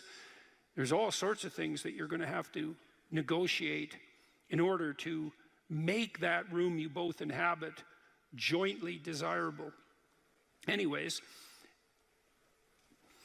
you set yourself a goal, ask yourself what goal you want to set, and then break the goal down into steps that are small enough so that even someone as pathetic as you could manage them. And that requires a tremendous humility. I know it was frequently the case, for example, with my clients, that I would do an analysis of their situation in life, and let's say, just for the sake of argument, that someone was 30, living at home, in the bedroom they grew up in high school, in a complete bloody state of disorder, both moral and practical. And one of the relatively simple steps that we might agree upon with regards to moving forward is the person might think, well, I'm 30, I'm really immature, I haven't taken any responsibility for my life, my mother still makes my bed and cleans up after me. It's like, well, why don't you just start with that? Because you're not going to just fix your life. Why don't you just try to clean up your room like you're a mature 14-year-old instead of a dreadfully dismal 30-year-old. And so, first of all, it's really hard for someone, even if they're desperate, to admit that that's necessary, right? Because it's so bloody humiliating. I mean, really, I'm so damn useless that my basic goal is going to be to clean up my bedroom. It's like, well, looks like it. And actually, it's worse than that, because then you ask the person, you negotiate with the person, they say, well, I'll try to clean up my room. Then they come back the next week and they say, I had one client, this was so funny, he's going to vacuum his rug. That was his goal for the week.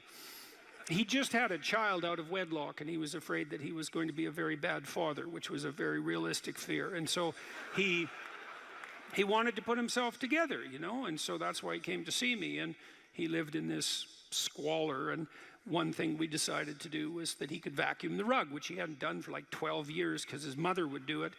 And so it was so funny, it's so unbelievably comical. He went and got the vacuum, a stand-up vacuum, an upright vacuum, and he brought it into his room, but he didn't bring it all the way in. He put it in the doorway, leaning like this across the doorway. And then instead of vacuuming his room, he stepped over that bloody vacuum cleaner for a whole week and then came and told me that he couldn't do it.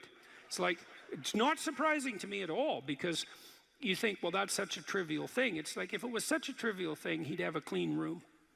It's not trivial at all. That chaos in his immediate environment was deeply emblematic of the chaos of his life. They were the same thing. And so for him to even begin the process of bringing order to chaos, which is a divine process, by the way, and the highest moral requirement, he had to be willing to face the catastrophe, the chaotic catastrophe of his life. And he hadn't done that for like 30 years. Why was he going to start that week? Just because he said he was going to? It's like, good luck.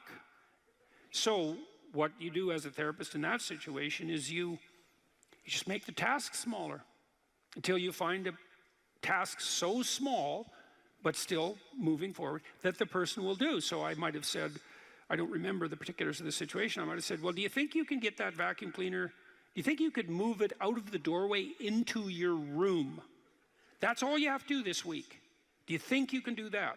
And I'd say that and offer that without being contemptuous. Like, you have to be very careful about such things. And I know that this is more complicated than it looks. And I also know that the first step taken towards the domination of chaos and its transformation into order is a cardinal and difficult step.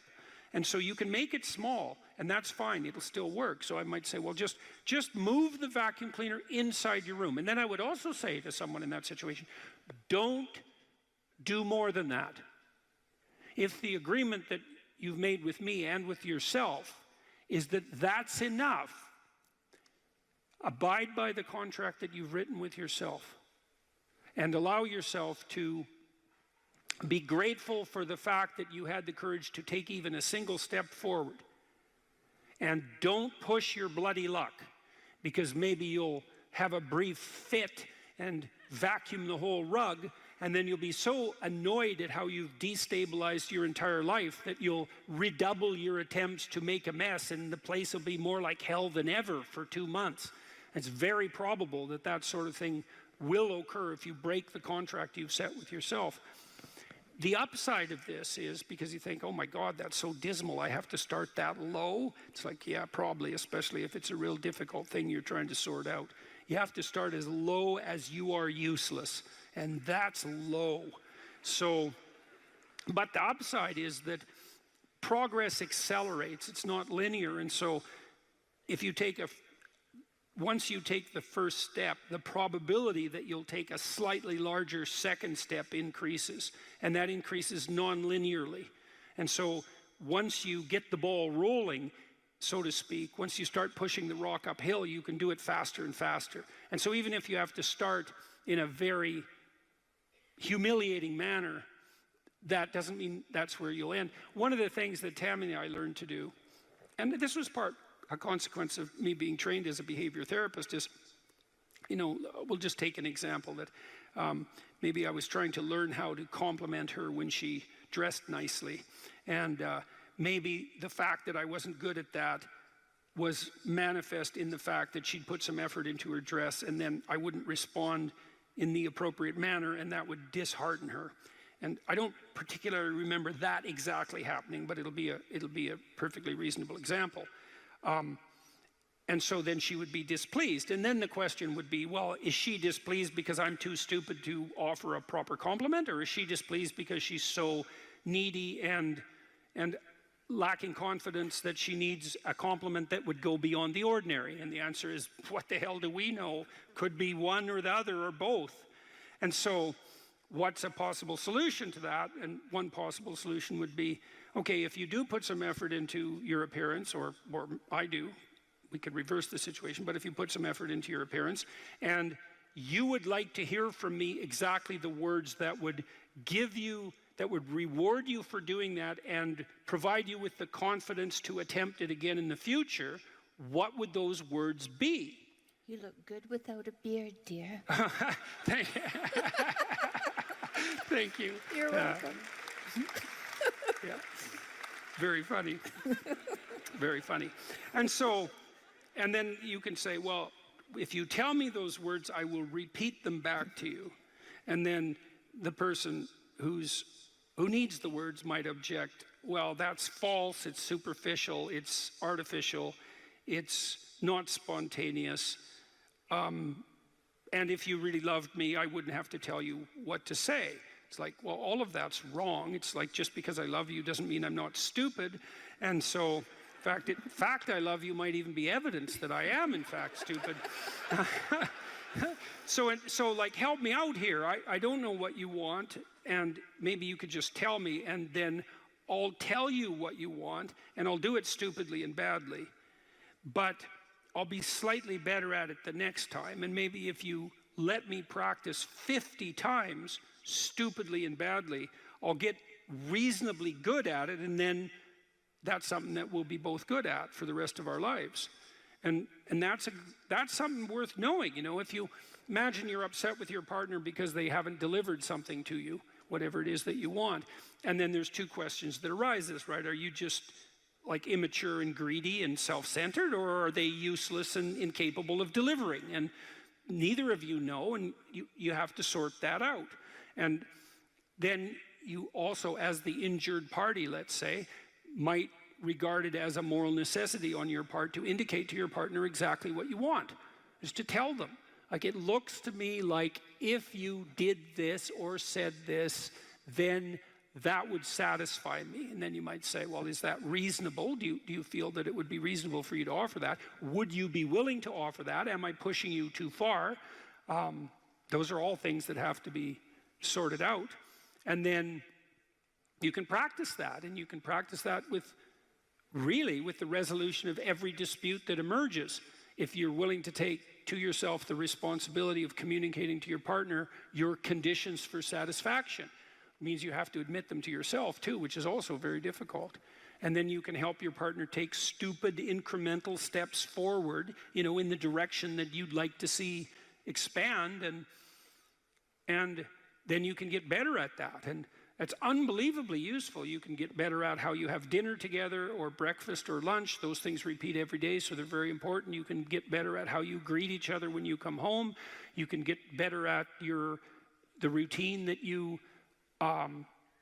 fall into, let's say, when you go to bed at night or when you wake up in the morning. All these things that repeat, because that's your life, the things that repeat. You can conceptualize how you might like them to be ordered if they were undertaken in an optimal manner, and you can start incrementally moving forward to that. And you can do that by communicating what you need and want, and by carefully rewarding your partner for taking the appropriate incremental steps forward. And so if you're trying to discipline yourself, you make a goal, you break it down into micro goals, and you implement the micro goals and reward yourself for doing so. And if you do that reliably and you make that a practice, that you'll become more disciplined across time, and you'll move towards the fulfillment of your goals. And that's practically how that's the practical guide for success on that front. There's so little emphasis in our popular culture, especially with regards to the so-called mainstream media, on discipline and responsibility, that there's a tremendous hunger for anything that pertains to that. And you have a right to be discussing that, I would say, because of your background, which, if nothing else, required a tremendous amount of discipline. Yeah, and I ended up writing a book called Discipline Equals Freedom. And I'm lucky that I wrote it when I did, because if I would have written it 2 years later, everyone would have said, oh, everyone's talking about discipline now. So yeah, discipline, absolutely. Discipline does bring you freedom in life. And that's something that I kind of figured out over time. So what do you mean by that? Like, how did you figure that out? And what do you mean by that? Because they're often, and the classic sort of what would you call it? Romantic rebel is someone who is free from excessive order, let's say. They see freedom and discipline as antithetical rather than seeing one as a precondition for the other. And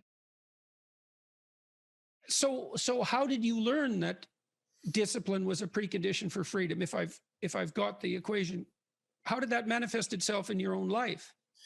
So we'll start off by saying this. And look, I was a young kid. I joined the Navy to go in the SEAL teams. I went through SEAL training. I showed up at a SEAL team 1.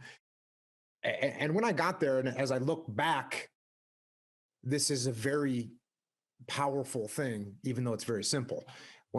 So I'm 19 years old when I show up at SEAL Team 1. I'm done with the basic SEAL training. And I have a goal in my head, which is this. I want to be a good SEAL. Mm-hmm. That's what I want to do. That's like, I don't know about anything else. This is what I want to do. I want to be a good SEAL. That's what I want. I want to be a good SEAL. And so as a 19-year-old with all kinds of energy, and we haven't talked about my childhood yet, but I was kind of like a very rebellious kid. When you talked about seeing a kid that looked like you could have handed him a club or a battle axe and he would have probably been feeling a little bit better, I was like that. I was constantly looking around for a club or a battle axe because that's what I felt like I needed to do. And it was beautiful because I was running around the woods as a young kid playing Army. And I just went and actually played Army. That's what I ended up doing. So I never really had to force myself into some mold that I didn't want to be into. So I got to SEAL Team 1, and now I just want to be a good SEAL. That's what I want. And so now that starts steering some of my decisions. And for the most part, it steered my decisions in a decent direction. Now, there were some times where, as I look back now, what I thought was a good SEAL was a little bit off, but luckily it wasn't 180 degrees off. It might have been off 30 degrees or 40 degrees. Right. And as I got older and more mature and I figured out more about what that ideal should look like to me, and I could keep chasing that ideal, that was good. But even to be a 19-year-old kid with a 70 or 80 degree corridor to move forward in is not a bad thing. No, it's a gift. It's a gift. Exactly. Mm-hmm. So then I'm looking around at other SEALs that were older than me and more senior to me and trying to figure out which one of those guys is a good SEAL. Yeah. And what I realized was that the guys that were working harder, for the most part, were good SEALs. Now there's just some people that are just way talented. Right. And they could show up, 3 minutes before a run or 3 minutes before we do a shooting competition, and they could just walk through it. No problem. Right. And that's great for them. It wasn't me. I'm not that great at anything, but I saw other guys that might not be great at anything either, but they worked hard. They showed up to work early. They did the drills that they were supposed to do. They had discipline. Mm-hmm. And when you have has amalgamated statistics, and I hope I get this right, but it's approximately correct. If you work 10% longer hours, you make 40% more money. Right. And so, and I think your comments about talent are also dead on. It's like in any field of enterprise, there are people who are phenomenally gifted. And then if they work really hard, they're even more phenomenally gifted, right? Those are the people who break records. But that talent apart, hard work actually works. And with virtually everything, it might not make you the best at whatever it is you're pursuing, but it will certainly make you better than you are. And then I have this new book. I hope you got a copy because did you get a copy? Okay. So I'm bringing it up for a particular reason. I have a chapter in this book called, there's two that are relevant. Imagine who you could be and then aim single-mindedly at that. That's one. And then the course, or what would you call it? A complementary chapter is work as hard as you possibly can on one thing and see what happens. And that's also predicated on this idea that discipline is a precondition to freedom. So So you were fortunate, like you had this goal, right? So that meant you had a goal, which is a really big deal because you could learn about goals. You had a sense of what a higher mode of moral being, that I would rather be a good SEAL than the person I am now. Well, it's a code of behavior and a way of perceiving. So there's an ethic in that. And then you said as well, you know, your conception of what good SEAL meant changed as you matured. But that's also fine. It wouldn't have changed unless you would have pursued that initial only partially accurate goal. And so that's also a really good thing for people to understand is like, if you don't know what you're doing, aim at something. Is it the right thing? No, but it's better than just shooting randomly. So you aim at something, and then as you aim and you move towards it, you're going to find out why you're wrong. And then you might recalibrate your aim. And that's going to happen over and over because as you move towards a goal, it recedes or it broadens or it recedes and broadens. And otherwise you'd run out of things to do.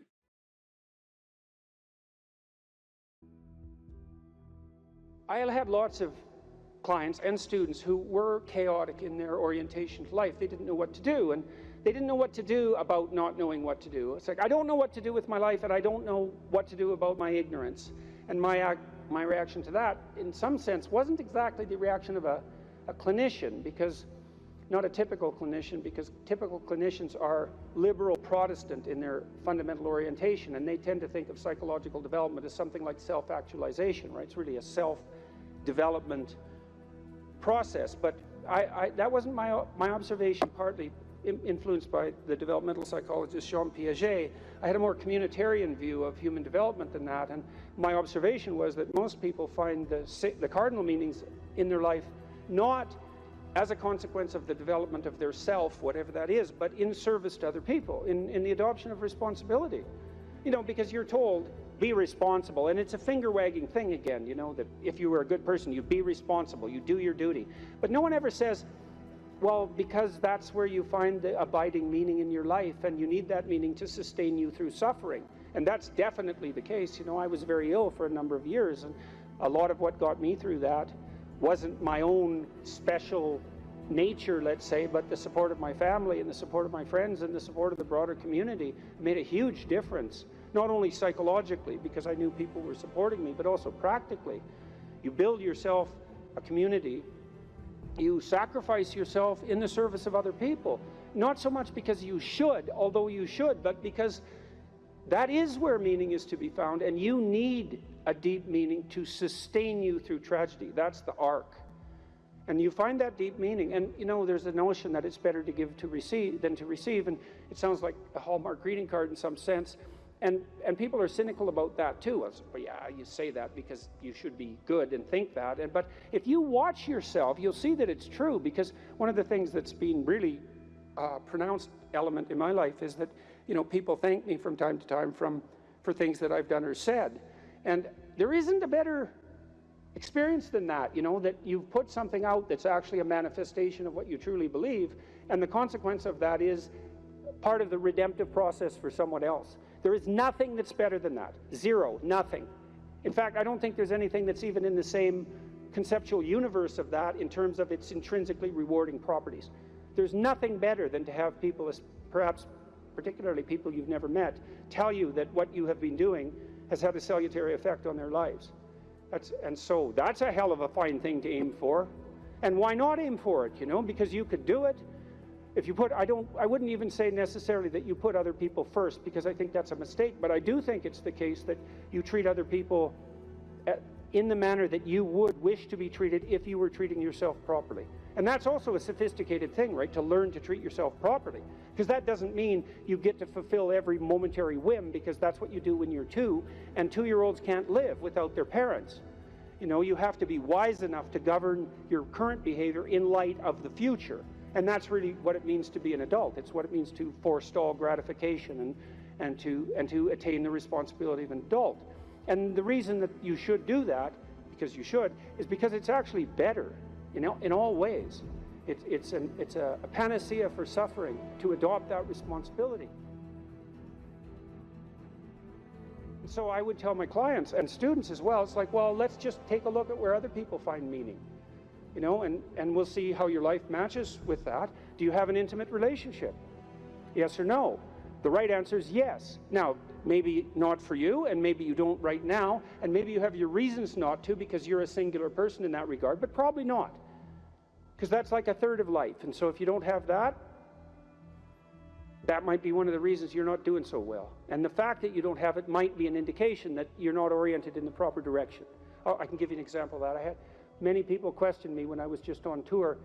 This is a question that came up quite rapidly, often in the Q&A sessions. How do I find the right person when I'm dating? How do I find the person who's right for me when I'm dating? And I got that, or on the internet. I got that question like 3 times in a row, and I thought, because I always think this, what about that question? What's wrong with that question? Something wrong with that question. How about, how do I conduct myself so that I am the best possible partner? Now that's a whole different, right? That's a whole different conceptual universe, and virtually no one ever asked that question. And I would say, well, if you want an answer to the first question, which is how do I find the person who's right for me, you actually start by asking the second question, which is what can I bring to the table for someone else? And if you're really good at bringing something to the table for someone else, hey man, people might be lining up to be your partner. And if they're not, then you might think, well, maybe I'm just not bringing the right thing to the table. And that's worth thinking, especially if you're desperate, you're lost, and you're alone. It's like, maybe I got this wrong. And I usually sort of top that with the suggestion that even if you did find the person who was perfect for you, and they're that perfect, what makes you think they wouldn't take one look at you and run screaming away? And they likely would if they were that perfect, because, really, are you that much of a catch? And if you think you are, that might be part of the problem. So that's one, right? Intimate relationship. So I would say to you at the crossroads, develop a vision for your relationship. There's a gospel saying, which is, of course, impossible to comprehend or believe. Knock and the door will open, ask and you will receive, seek and you will find. And people think, well, no way, the world's not constituted like that. It's like, it goes back to the idea of aim. If you don't aim at it, you're not going to hit it. And it might also go back to a question about what do you mean by ask and what do you mean by want? Because it isn't just some casual request. You're praying to God, I wish I could find my wallet or something like that, as if he's the casual granter of magical wishes, like a fairy with a magic wand. It's not that. Asking means something like this: I am willing to give up everything that I'm doing wrong so that I can put things right, if I could know what right was. And that's you're on your knees when you say that, man. And maybe if you're on your knees, you get the answer. And so that's worth thinking about. So, if you knocked and you wanted to walk through and you asked and you wanted to learn, and you sought because you wanted to find, maybe you would receive and be answered and find, but not without aim. And so I might say, well, look, if you could have the relationship you wanted, you get to have the relationship you want and need. But you have to know what it is. And so then you need a vision of that. It's like, and a developed vision, Not, I need to find the person right for me. It's like, what do you mean by that? How are you going to treat your partner when they come home from work? How about something that concrete? Or how would you like to be treated when you come home from work? Or what sort of partner do you want in relationship to their attitude towards children? You have to make it real, like it's the story of your own life, which, by the way, it is. And then maybe you find it, because at least once you've developed the vision, if it manifests itself, you'll recognize it. That's something. Why don't you set your family right? You need siblings. Maybe you don't have them. Set your relationship with your parents right. Fix your relationship with your father, with your mother, with your siblings. The same thing. And then what sort of relationship do you want to have with your children? If you could have what you wanted. I had a very good relationship with my children. My daughter, as I said, was very ill, so that made things complicated. But I had a great relationship, and still do, with my son. It's one of the lights of my life. And we concentrated on making that relationship pristine, both of us, and my wife as well. And so you imagine, well, I want my son to love me. I want my son to respect me, and vice versa. I want a child who can make mature decisions. I want someone I can rely on. I want someone who other people gravitate towards. Because I can have what I want if I'm willing to make the proper sacrifices.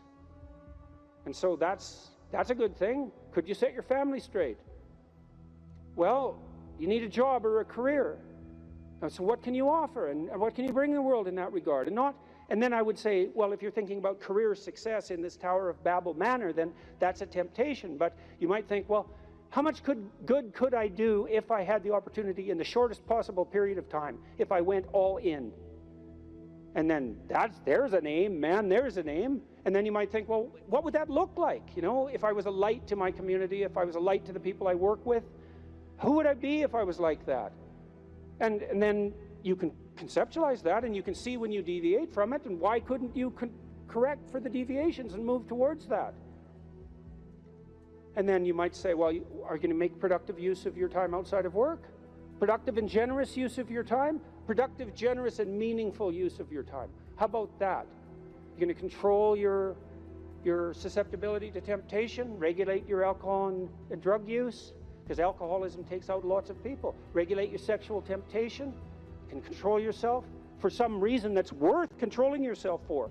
You know, because there's something to being sybaritic. There's at least the momentary pleasure. It's not nothing. And you're not going to sacrifice that, if you have any sense, unless you sacrifice it to something clearly better.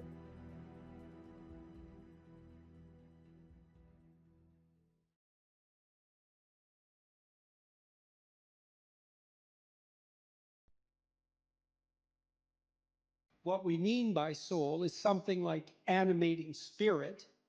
And you might say, well, what's a spirit? And well, that's actually rather easy to answer. So when a child of 4 is playing house, let's say when a child of 4 is playing house, she acts out the role of the mother.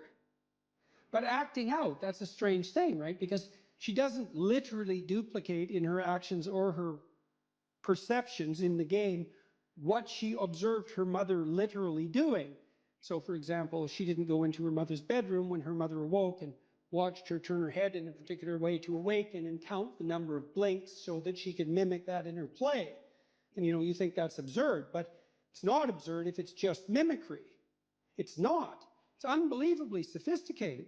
So what the girl does is she watches her mother manifest maternal behavior across a vast array of instances, and she integrates that with the image of the mother she's received from all the books she's been read and all the little movies she's watched, the Disney movies and so forth, and she abstracts out the animating principle of the maternal, and then she embodies that in play, and usually with a little boy, and that's practice for what's going to come later. It's unbelievably sophisticated, and she's embodying a spirit, and the spirit there is the abstraction of the central animating principle from multiple embodiments of its manifestation.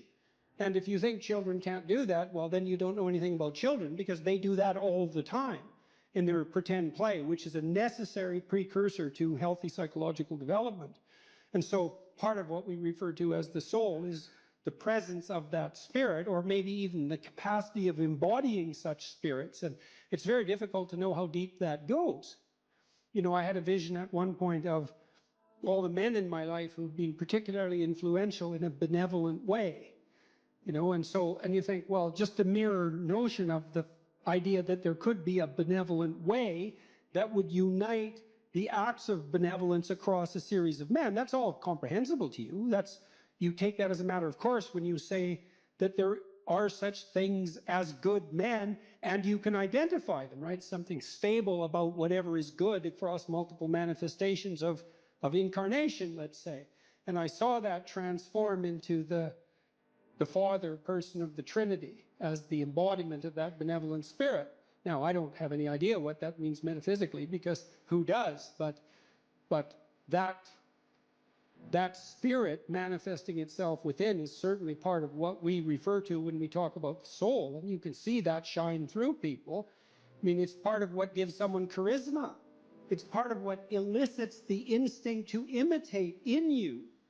You know, and you see that even in simple things. When you see a remarkable athlete do something incredibly athletic to put the soccer ball, the football ball through the net, to score the goal, and everybody leaps to their feet in celebration of that, well, that's a celebration of the divine capacity to hit the target dead on.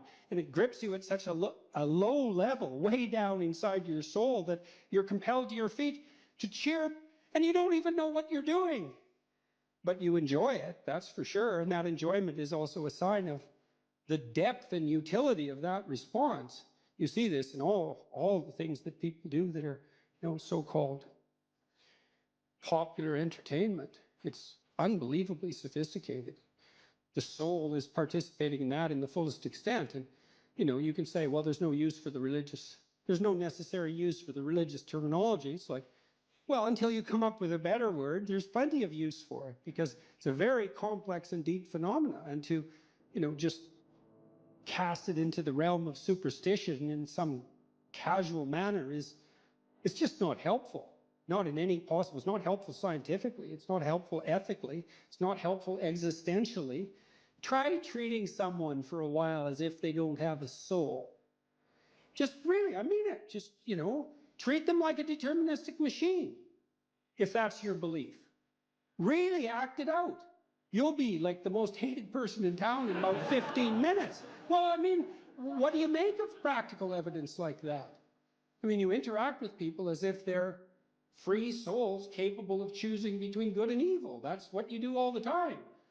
And maybe you can addle yourself out of that by some ridiculous rationalist ideology, but that just means you're kind of a gabbling fool, and it's just going to make you trip over things you don't even notice in all of your social interactions.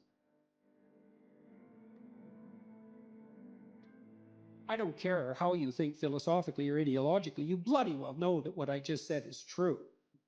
So, and that's true even when you're interacting with an infant or a small child. It's true when you're dealing with someone who's elderly and virtually incapacitated in every way. You still see that divine spark, for lack of a better term, and we do lack a better term, by the way. You see that everywhere if your eyes are open and if you're willing to see it, and to the degree that you're responsive to that, then your actions are guided by love and your words are guided by truth.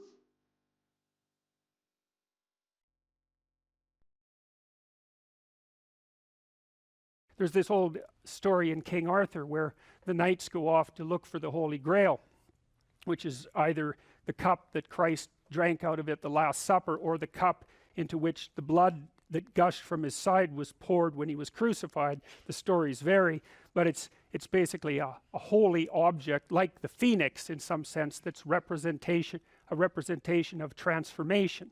So it's an ideal, and so King Arthur's knights, who sit at a round table because they're all roughly equal, go off to find the most valuable thing.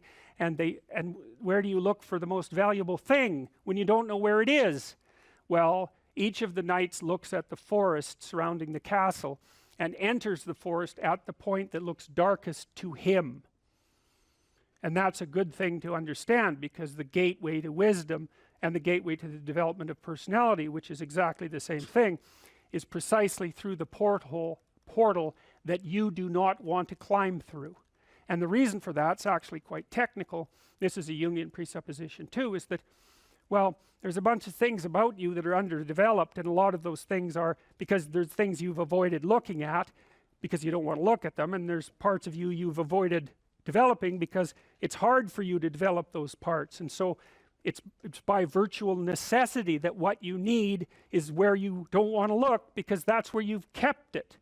And so, and that's why there's, an idiosyncratic element of it for everyone.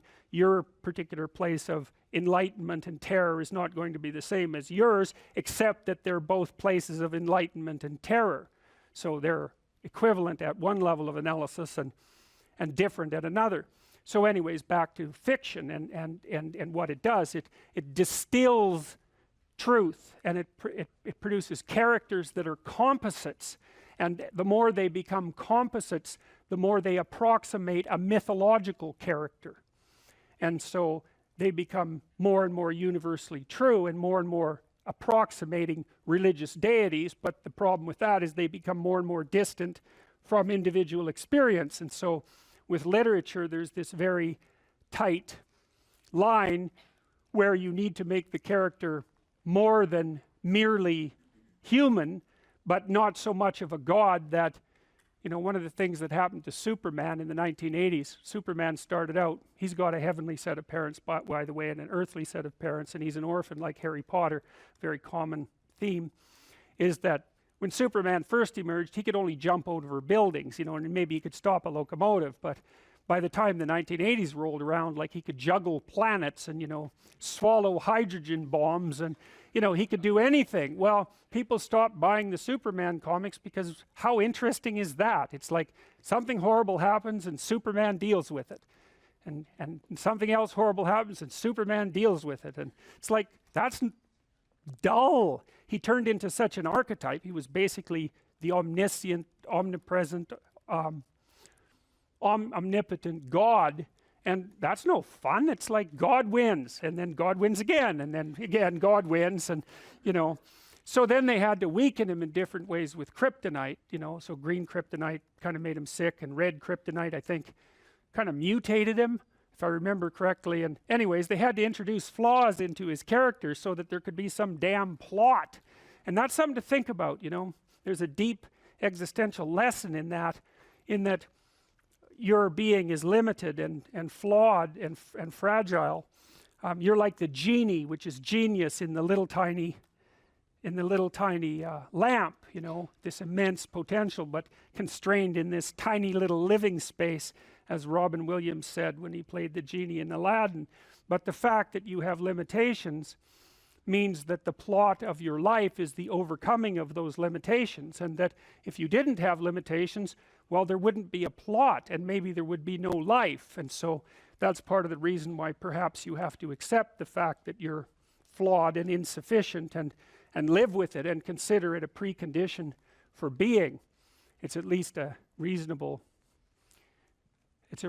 idea. So anyways, one of the main characters is the country, the known, the explored territory. We went over that a bit, and it always has two elements. I mean, your country is your greatest friend and your worst enemy, you know, because it squashes you into conformity and demands that you act in a certain manner, and reduces your individuality to that element that's tolerated by everyone else, and it constrains your potential in a single direction. And so it's really tyrannical, but at the same time it provides you with a place to be and all of the benefits that have accrued as a result of the actions of your ancestors and all the other people that you're associated with. So there's the good tyrant or the bad tyrant and the good king, and those are archetypal figures, and that's because they're always true, and they're always true simultaneously,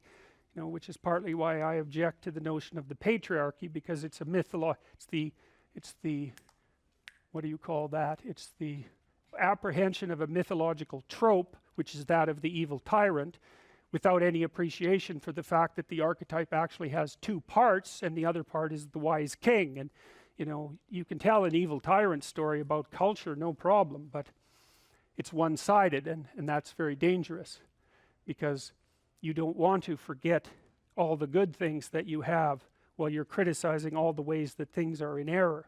That's a lack of gratitude, and it's a lack of wisdom, and it's founded in resentment, and it's very dangerous, both personally and socially. I told you that Captain Hook is a tyrant because he's got this crocodile chasing him, and the crocodile has a clock in its stomach, and that's death. It's like, obviously, right? Tick, tick, tick, tick. And it's a crocodile, and it's under the water, and it's already got a taste of him, so he's being chased around by death, and that makes him terrified and resentful and cruel and bitter, and so he's a tyrant. And he wants to wreak havoc everywhere. And then Peter Pan, of course, looks at Captain Hook and thinks, why the hell should I grow up and to be a tyrant and sacrifice all the potential of childhood? And the answer to that is the potential sacrifices itself if you don't utilize it as you mature, and you just end up a 40-year-old lost boy, which is a horrifying thing to behold. It's almost as if you're the corpse of a child, the living corpse of a child, because who the hell wants a 6-year-old, 40-year-old? You're a little on the stale side by that point, and not the world's happiest individual. So, you know, your potential is going to disappear because you age anyways, and so you might as well shape that potential in a particular direction and at least become something, no matter how limited, rather than nothing. So you know, Peter Pan, that's a great story. It's a great mythological story. So, well, so let's talk about tyrants. Well, not only are they mythological figures, but they exist and they tend to be deified. I mean, Stalin was, for all intents and purposes, God the Father in Soviet Russia, although he was pretty much only the worst elements of Old Testament God, who was, you know, constantly smiting people and wiping out populations and doing all sorts of things that seemed to be quite nasty. But nonetheless, you know, people worshipped him in many ways, and he's a representation of just exactly what goes wrong when things really go wrong, when people stop paying attention and when they all lie. Because one of the things that characterized the communist state was that no one ever got to say anything they actually believed, ever. And that was partly because 1 out of 3 people was an informer, which meant if you had a family of 6 people, 2 of them were informing on the government about you, and that included your own children. And if you were an informer, you were often amply rewarded by the state, so that if you lived in an overcrowded apartment building with 3 families in the same flat and you informed on, you know, the woman down the hall that you didn't like, she got shipped off to the old concentration camp and you got her apartment. And so that was a lovely society, and it only killed about 30 million people between 1919 and 1959. So that's what happens when the archetypal structure gets tilted badly, when people forget that they have a responsibility to fulfill as citizens, as awake citizens who are capable of stating the truth, and the archetype shifts, so there's nothing left of the great father except the tyrant. And let's not have that happen. I mean, the one on the right is really interesting, because consciously or unconsciously, you know, there's Stalin surrounded by what is, for all intents and purposes, fire. You know, he looks like Maleficent in Sleeping Beauty when she shows up at Aurora's christening. You know, she puts her arms up in the air and green fire surrounds her. It's like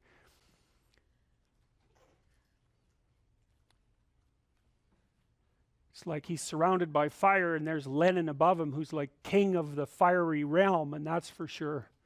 So I mean, all the terrors that happened in the Soviet Union didn't start under Stalin, they started under Lenin, and Stalin was definitely Lenin's legitimate son, let's put it that way. Young people like to think about ways to change the world, right? And that's actually a positive part of their development. It's a stage that the developmental psychologist Jean Piaget called the messianic stage, and he associated that with late adolescence. While young people want to change the world, the problem is that that's been harnessed into attempts to change other people. But that isn't what you should do. If you want to change the world, you should change yourself. In the sense that Alexander Solzhenitsyn said when he analyzed the Soviet Union, he said, don't be thinking that the line that divides good from evil runs down a political spectrum or countries or something like that. It runs down right down the middle of your soul. And if you want to sort out the world, then what you do is you sort yourself out. It's a serious business.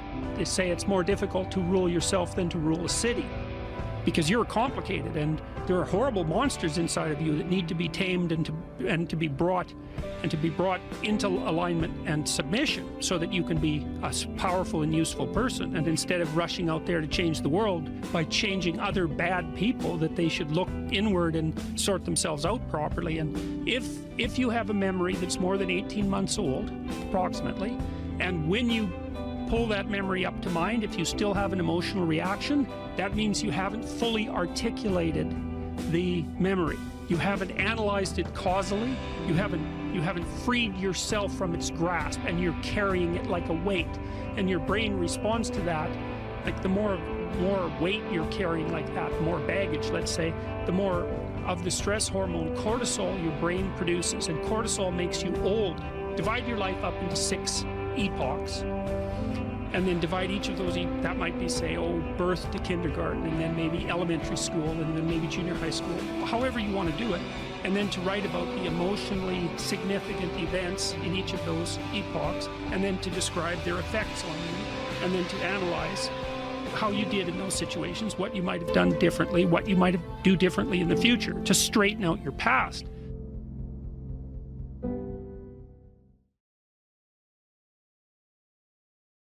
I don't have any aims. And then I say, well, pick the least objectionable of the aims and act it out for a while and see what happens. Because sometimes your emotional systems are so fouled up that you have to pretend, you have to act the thing out before you can start to believe it.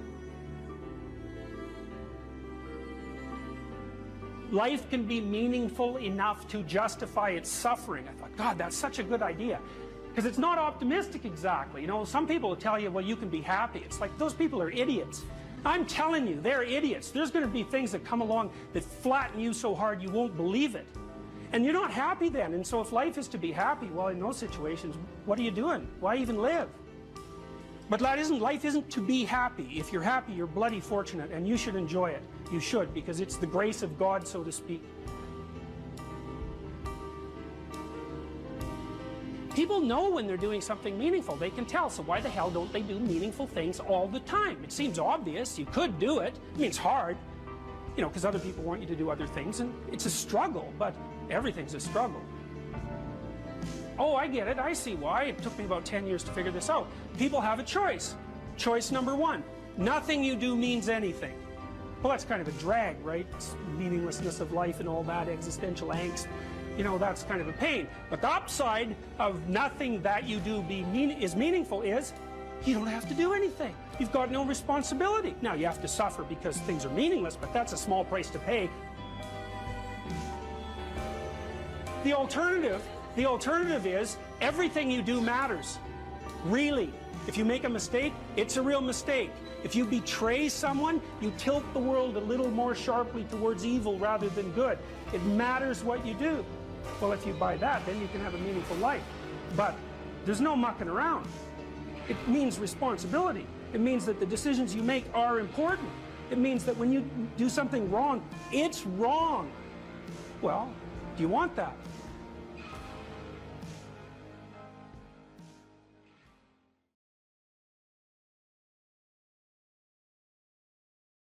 So imagine you're dealing with someone who's hoarding. Now, people who are hoarding are often older or neurologically damaged, or they have obsessive compulsive disorder. But then you walk into their house and there's like 10,000 things in their house. There's maybe 100 boxes, and you open up a box, and in the box there's some pens and some old passports and some checks and their collection of silver dollars and some hypodermic needles and some dust and, you know, a dead mouse and there's boxes and boxes and boxes like that in the house. It's absolute chaos in there. Absolute chaos, not order. Chaos. And then you think, is that their house or is that their being? Is that their mind? And the answer is, there's no difference. There's no difference. So, you know, I could say, well, if you want to organize your psyche, you could start by organizing your room. If that would be easier, because maybe you're a more concrete person and you need something concrete to do. So you go clean up under your bed and you make your bed and you organize the papers on your desk, and you think, well, just exactly what are you organizing? Are you organizing the objective world, or are you objecting your field, or are you organizing your field of being, like your field of total experience? And Jung believed that, and I think there's a Buddhist doctrine that's sort of nested in there, that at the highest level of psychological integration, there's no difference between you and what you experience. Now you think, well, I can't control everything I experience, but that's no objection, because you can't control yourself anyway. So the mere fact that you can't extend control over everything you experience is no argument against the idea that you should still treat that as an extension of yourself. So you could say, well, let's say you have a long-standing feud with your brother. Well, is that a psychological problem? Is that him? Is it a problem in the objective world, or is it a problem in your field of being? And it's very useful to think that way, because you might ask, what could you do to improve yourself? Well, let's step one step backwards. The first question might be, why should you even bother improving yourself? And I think the answer to that is something like, so you don't suffer any more stupidly than you have to. And maybe so others don't have to either. It's something like that. You know, like there's a real injunction at the bottom of it. It's not some casual self-help doctrine. It's that if you don't organize yourself properly, you'll pay for it, and in a big way, and so will the people around you. Now, and you could say, well, I don't care about that, but that's actually not true. You actually do care about that, because if you're in pain, you will care about it. And so you do care about it, even if it's just that negative way, you know. It's very rare that you can find someone who's in excruciating pain who would ever say, well, it would be no better if I was out of this. It's sort of pain is one of those things that brings the idea that it would be better if it didn't exist along with it. It's incontrovertible. So you get your act together so that there isn't any more stupid pain around you than necessary. Well, so then the question might be, well, how would you go about getting your act together? And the answer to that, and this is a phenomenological idea too, it's something like, look around for something that bothers you and see if you can fix it. So now you think, well, let's say you go into you can do this in a room. It's quite fun to do it just when you're sitting in a room, like a room, maybe your bedroom. You can sit there and just sort of meditate on it and think, okay, if I wanted to spend 10 minutes making this room better, what would I have to do? And you have to ask yourself that, right? It's not a command, it's like a genuine question. And things will pop out in the room that you like, there's a stack of papers over there that's kind of bugging you, and you know that maybe little order there would be a good thing, and there's some rubbish behind your computer monitor that you haven't attended to for like 6 months, and the room would be slightly better if it was a little less dusty and the cables weren't all tangled up the same way. And like, if you allow yourself just to consider the expanse in which you exist at that moment, there'll be all sorts of things that'll pop out in it that you could just fix. And I might say, well, if you were coming to see me for psychotherapy, the easiest thing for us to do first would just be to get you to organize your room. You think, well, is that psychotherapy? And the answer is, well, it depends on how you conceive the limits of your being. And I would say, start where you can start. If something announces itself to you, which is a strange way of thinking about it, as in need of repair, that you could repair, then, hey, fix it. You fix 100 things like that, your life will be a lot different. I often tell people too, fix the things you repeat every day, because people tend to think of those as trivial, right? You get up, you brush your teeth, you have your breakfast, you have your routines that you go through every day. Well, those probably constitute 50% of your life. And people think, well, they're mundane, I don't need to pay attention to them. It's like, no, that's exactly wrong. The things you do every day, those are the most important things you do. Hands down. All you have to do is do the arithmetic. You figure it out right away. So 100 adjustments to your broader domain of being, and there's a lot less rubbish around, and a lot fewer traps for you to step into. And so that's in keeping with Jung's idea about erasing once you've got your mind and your emotions together, and once you're acting that out, then you can extend what you're willing to consider yourself and start fixing up the things that are part of your broader extent. Now, sometimes you don't know how to do that. So you might say, imagine you're walking down Bloor Street and there's this guy who's like alcoholic and schizophrenic and has been on the streets for 10 years. He sort of stumbles towards you and, incoherently mutters something. That's a problem. And it would be good if you could fix it, but you haven't got a clue about how to fix that. You just walk around that and go find something that you could fix, because if you muck about in that, not only is it unlikely that you'll help that person, it's very likely that you'll get hurt yourself. So, just because while you're experiencing things announce themselves as in need of repair doesn't mean that it's you right then and there that should repair them. You have to have some humility. You don't walk up to a helicopter that isn't working and just start tinkering away with it. You have to stay within your domain of competence. But most of the time, if people look at their lives, it's a very interesting thing to do. I like the idea of the room, because you can do that at the drop of a hat. You go back to where you live and sit down and think, okay, I'm going to make this place better for half an hour. What should I do? And you have to ask, and things will just pop up like mad. And it's partly because your mind is a very strange thing. As soon as you give it a name, a genuine aim, it'll reconfigure the world in keeping with that aim. That's actually how you see to begin with. And so if you set it a task, especially, you have to be genuine about it, which is why you have to bring your thoughts and emotions together, and then you have to get them in your body so you're acting consistently. You have to be genuine about the aim, but once you aim, the world will reconfigure itself around that aim, which is very strange. And it's technically true.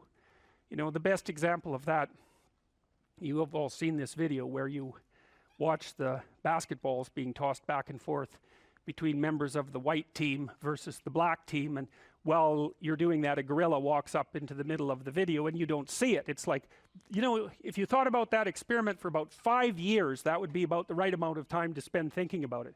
Because what it shows you is that you see what you aim at. And that, man, if you can get one thing through your head as a consequence of even being in university, that would be a good one. You see what you aim at.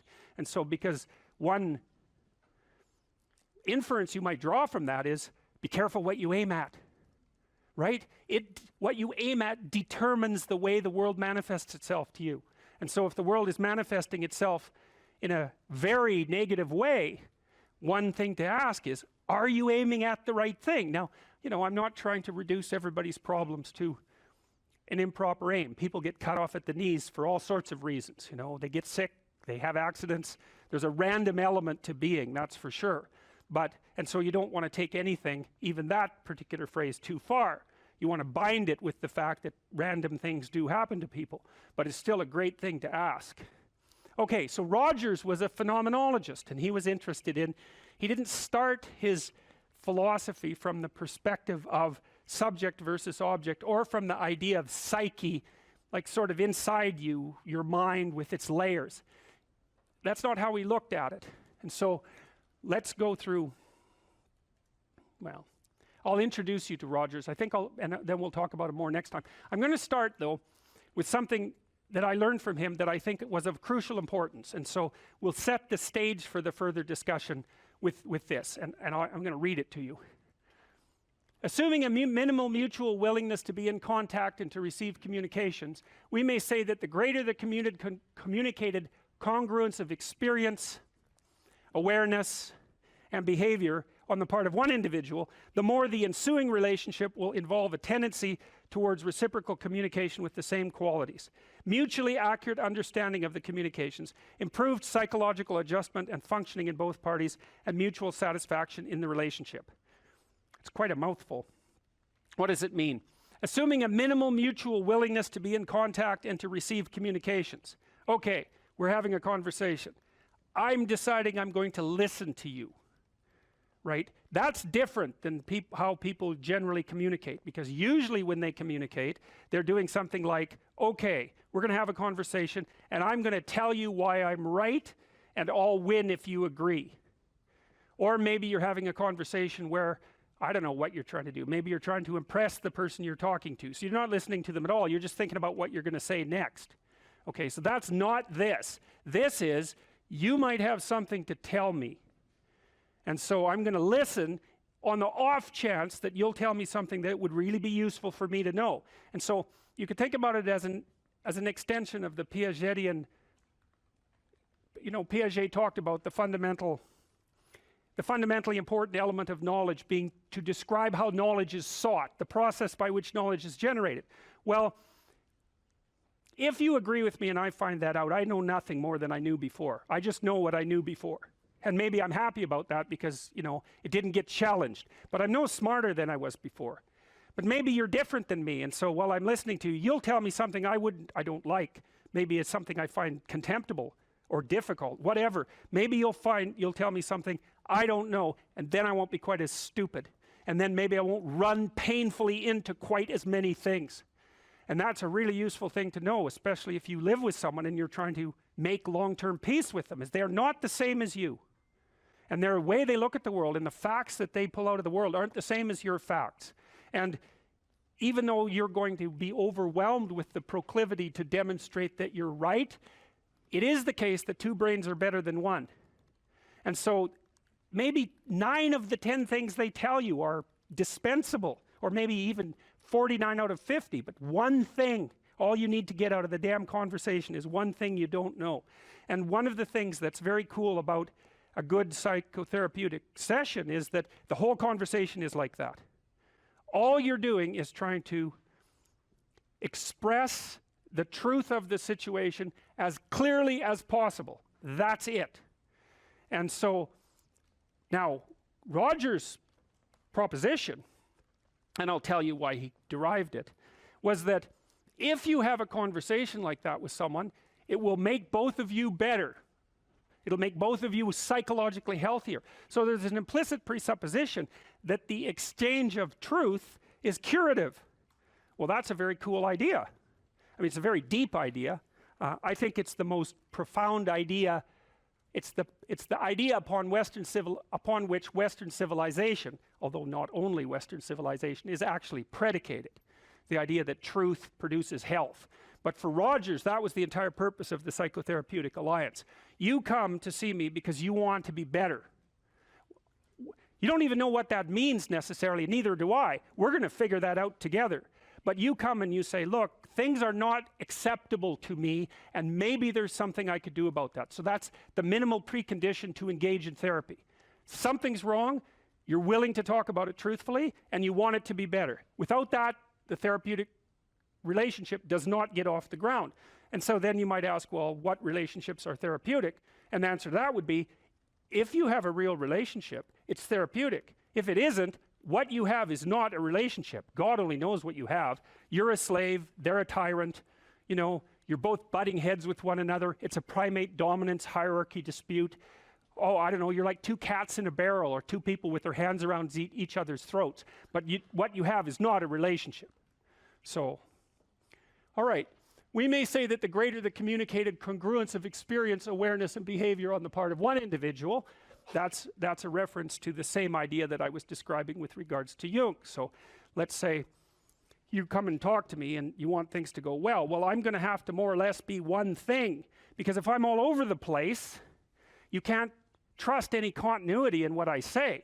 There's no reason for you to believe that I'm capable of actually telling you, I'm capable of expressing anything that's true. So the truth is something that emerges as a consequence of getting yourself lined up and beating all the, what would you call, all the impurities out of your soul. I called the course Personality and Its Transformations, and I think you could think about that as a restatement of the idea of being and becoming. And that's what you are. You're, for whatever that means, you're an entity that both is and is transforming. And there's a rule that goes along with that, by the way, which is don't sacrifice who you could be for who you are. Which means if you have to choose to transform in a positive direction or maintain your current position, then it's better to transform in a positive direction. So you might even think of that as the core of your being. That's a Piagetian idea. It's a Jungian idea as well. Who are you? You're the thing that transforms who you are. Now, you're also who you are, but on top of that, you're the thing that transforms who you are. And I do think that that's not an arbitrary statement. You know, one of the things that modern universities do dreadfully now is convince their students that value structures are relative, and that's a big mistake.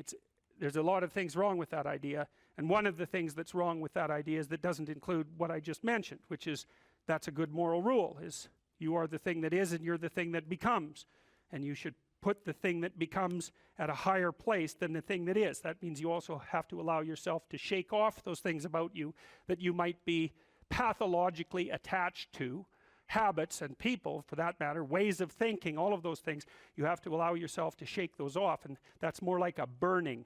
That's why the phoenix is the symbol that it is, right?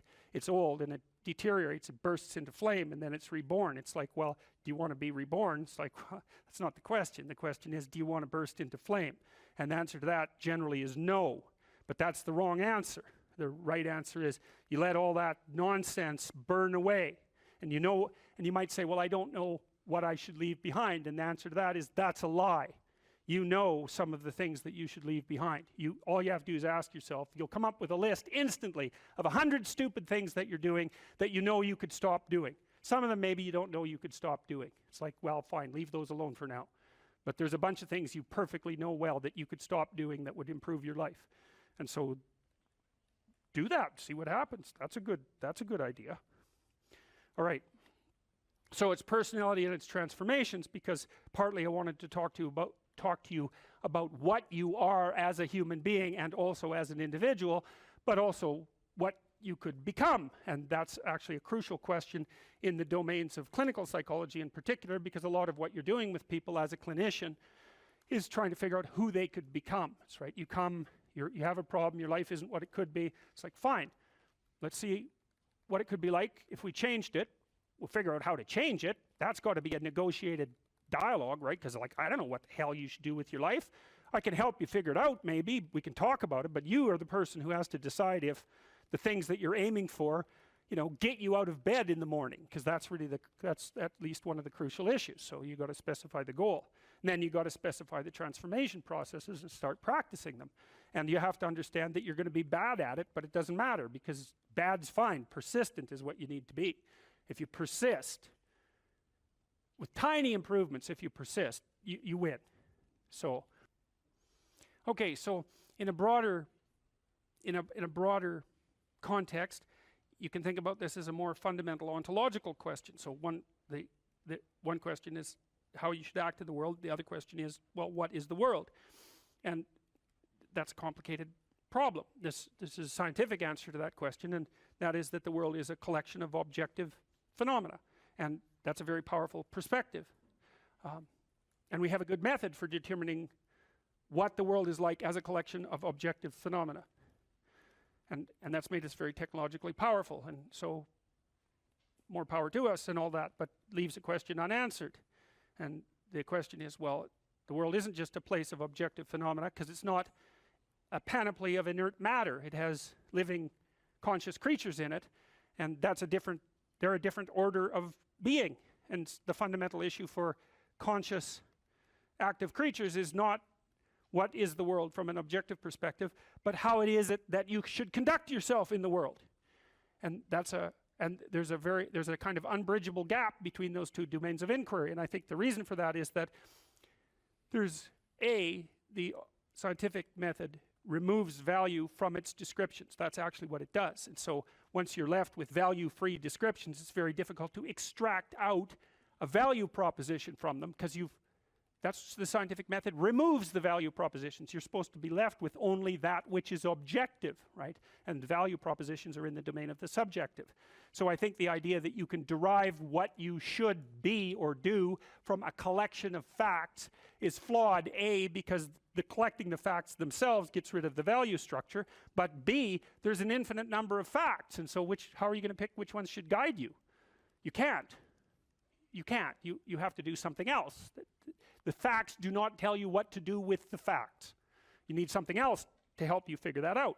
Well, it's come to me over the years that that's what the narrative cognitive framework does. It's the framework that we use to specify how we should act in the world. And so you could divide the world into the world as it is and the world as perhaps it should be. That gives you some direction, and you need that, and we know this technically, right? You need direction. The reason for that is it's direction that produces primary positive emotion. And so if you need positive emotion to move through life, which you do, because you can't even move without positive emotion, and also positive emotion is a good bulwark against terror and pain. If you need those things, then you need direction, you need a goal, you need a value structure. So that doesn't seem particularly disputable to me. You could still say, well, what value structure? It's like, okay, fine, that's a good question. But I've thought a lot about that too. So if we're going to adopt a value structure, there's a couple of rules that go along with it. And this is why the bloody postmodernists are wrong, as far as I can tell, is A, it can't just be my value structure, because I'm stuck with you. And we're both stuck with all these other people. And so if I'm going to lay out a value structure, which is a way of interpreting the world, let's say, and there's an infinite number of potential ways of interpreting the world, it's like, yeah, fine, no problem, except that I have to interpret the world in a way that I can use while I'm dealing with you, and while the two of us are dealing with everyone else, and while all of you are dealing with everyone else. And so that's the Piagetian game proposition. If you want to be a popular kid on the playground, you better play games that other people want to play. That's a brilliant observation. And I told you that Piaget was trying to heal the rift between science and religion, and that's one of the things that he did that he thought helped do that. The question is, well, where do moral judgments come from? Well, they emerge as a consequence of consensus, and it's a bounded domain. If we're going to occupy the same space for any length of time, and those are two critical propositions, the same space and a long time, then we have to figure out how to play an iterative game that doesn't spiral downward, hopefully that might even improve, that we both don't object to, because otherwise it's not going to work, right? You'll walk away and play another game, or the game will disintegrate catastrophically. So there's massive social constraint on what constitutes an appropriate frame of reference. So much for the relativist argument. And then there's another issue that's equally relevant, and it's associated with the idea of objective reality to some degree, but that's not exactly correct, because it's not exactly objective reality. Let's say that you and I decide to occupy the same place for some substantial amount of time, and we figured out how to solve the problem of being together.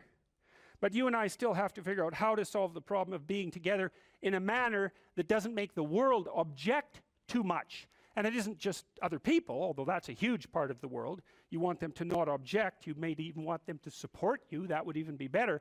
But you also have to deal with the tendency of matter to object.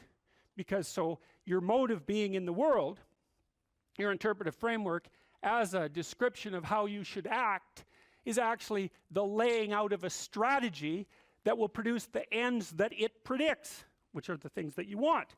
So this is the pragmatist perspective. This was worked out by William James and his people back in the late 1800s in New England, the only genuine brand of American philosophy. And what the pragmatist said is, how do you decide if something's true? The answer is, how the hell can you? You don't know anything. Well, that's true, but that isn't helpful, because there you're stuck with the problem of how to be in the world. Well, so what you do is you lay out a mode of interpretation that has an endpoint. And then you run the mode of interpretation, embodied, right, because you act it out. And if it doesn't produce the outcome, then it's not, well, let's say, true. The claims within it they're not true by the definition of the game itself. So you might say, well, you're a kid on a playground. You want to play a game. One of the implicit demands is that the game is fun. If it's not fun, it's not worth playing. So you play it for a while, and then you see, well, was that fun? If the answer is yes, then you keep playing the game. You say, well, that game it's good enough, it's accurate enough, it's true enough. And so you lay out interpretations in the world, and they're subject to massive constraints. Other people have to go along with them and cooperate with you, because if they don't, then look the hell out, like it's a major, serious, non-trivial constraint. And then the other thing is, well, social proof isn't good enough. It also has to work in the world outside of the social world. So if you have an illness and you have some hypothesis about how to construe it, you might say, well, is my understanding of the illness correct? Well, it implies that I take these actions. Well, how do you know if it's correct? Well, you take the actions, and if the illness gets worse, then by the definitions that are implicit in the framework of reference that you're using, you've made an error. And so there's no relativism in that. You could still say, well, there's a lot of potential solutions to any potential set of problems. It's like, yeah, there's lots of different ways to play chess on a single board. Right, but that doesn't mean that any old solution is as good as any other solution. It doesn't mean that at all. So, okay, so then we're looking at things two ways. We're trying to figure out, well, how does the world present itself, and then how is it that you should act in it? And so, well, there's other constraints on the mechanisms of interpretation that you place in the world. So we could say, well, you're constrained in your interpretations by the constraints that other people place on you. But there's internal constraints as well. We talked about those mostly from a biological perspective, because you could also regard yourself in some sense as a loose internal society. And that's sort of a psychoanalytic dictum, right? You're a collection of sub-personalities, or you could say you're a collection of sub-routines. I don't care how you formulate it, but you're a unity, but you're a unity that brings together a plurality of subcomponents. And part of the constraints on how it is that you lay out your interpretation of the world is that you have to satisfy those internal subsystems, right? So you're the ego, but it's more like you're the captain of a ship full of people who are rowing. You got to keep the people rowing. You're not tyrant. You're not omnipotent tyrant of your own destiny. You're constrained by the nature of your own being. And so you have to provide yourself with food, and you have to provide yourself with shelter, and you have to provide yourself with water, and all of these things. And those are demands that are laid on you by the nature of your internal processes. And of course, how they lay themselves out as demands and what the appropriate solutions to that is, to those problems are, is debatable infinitely. But you can see the constraints stack up. you have to satisfy your internal constraints.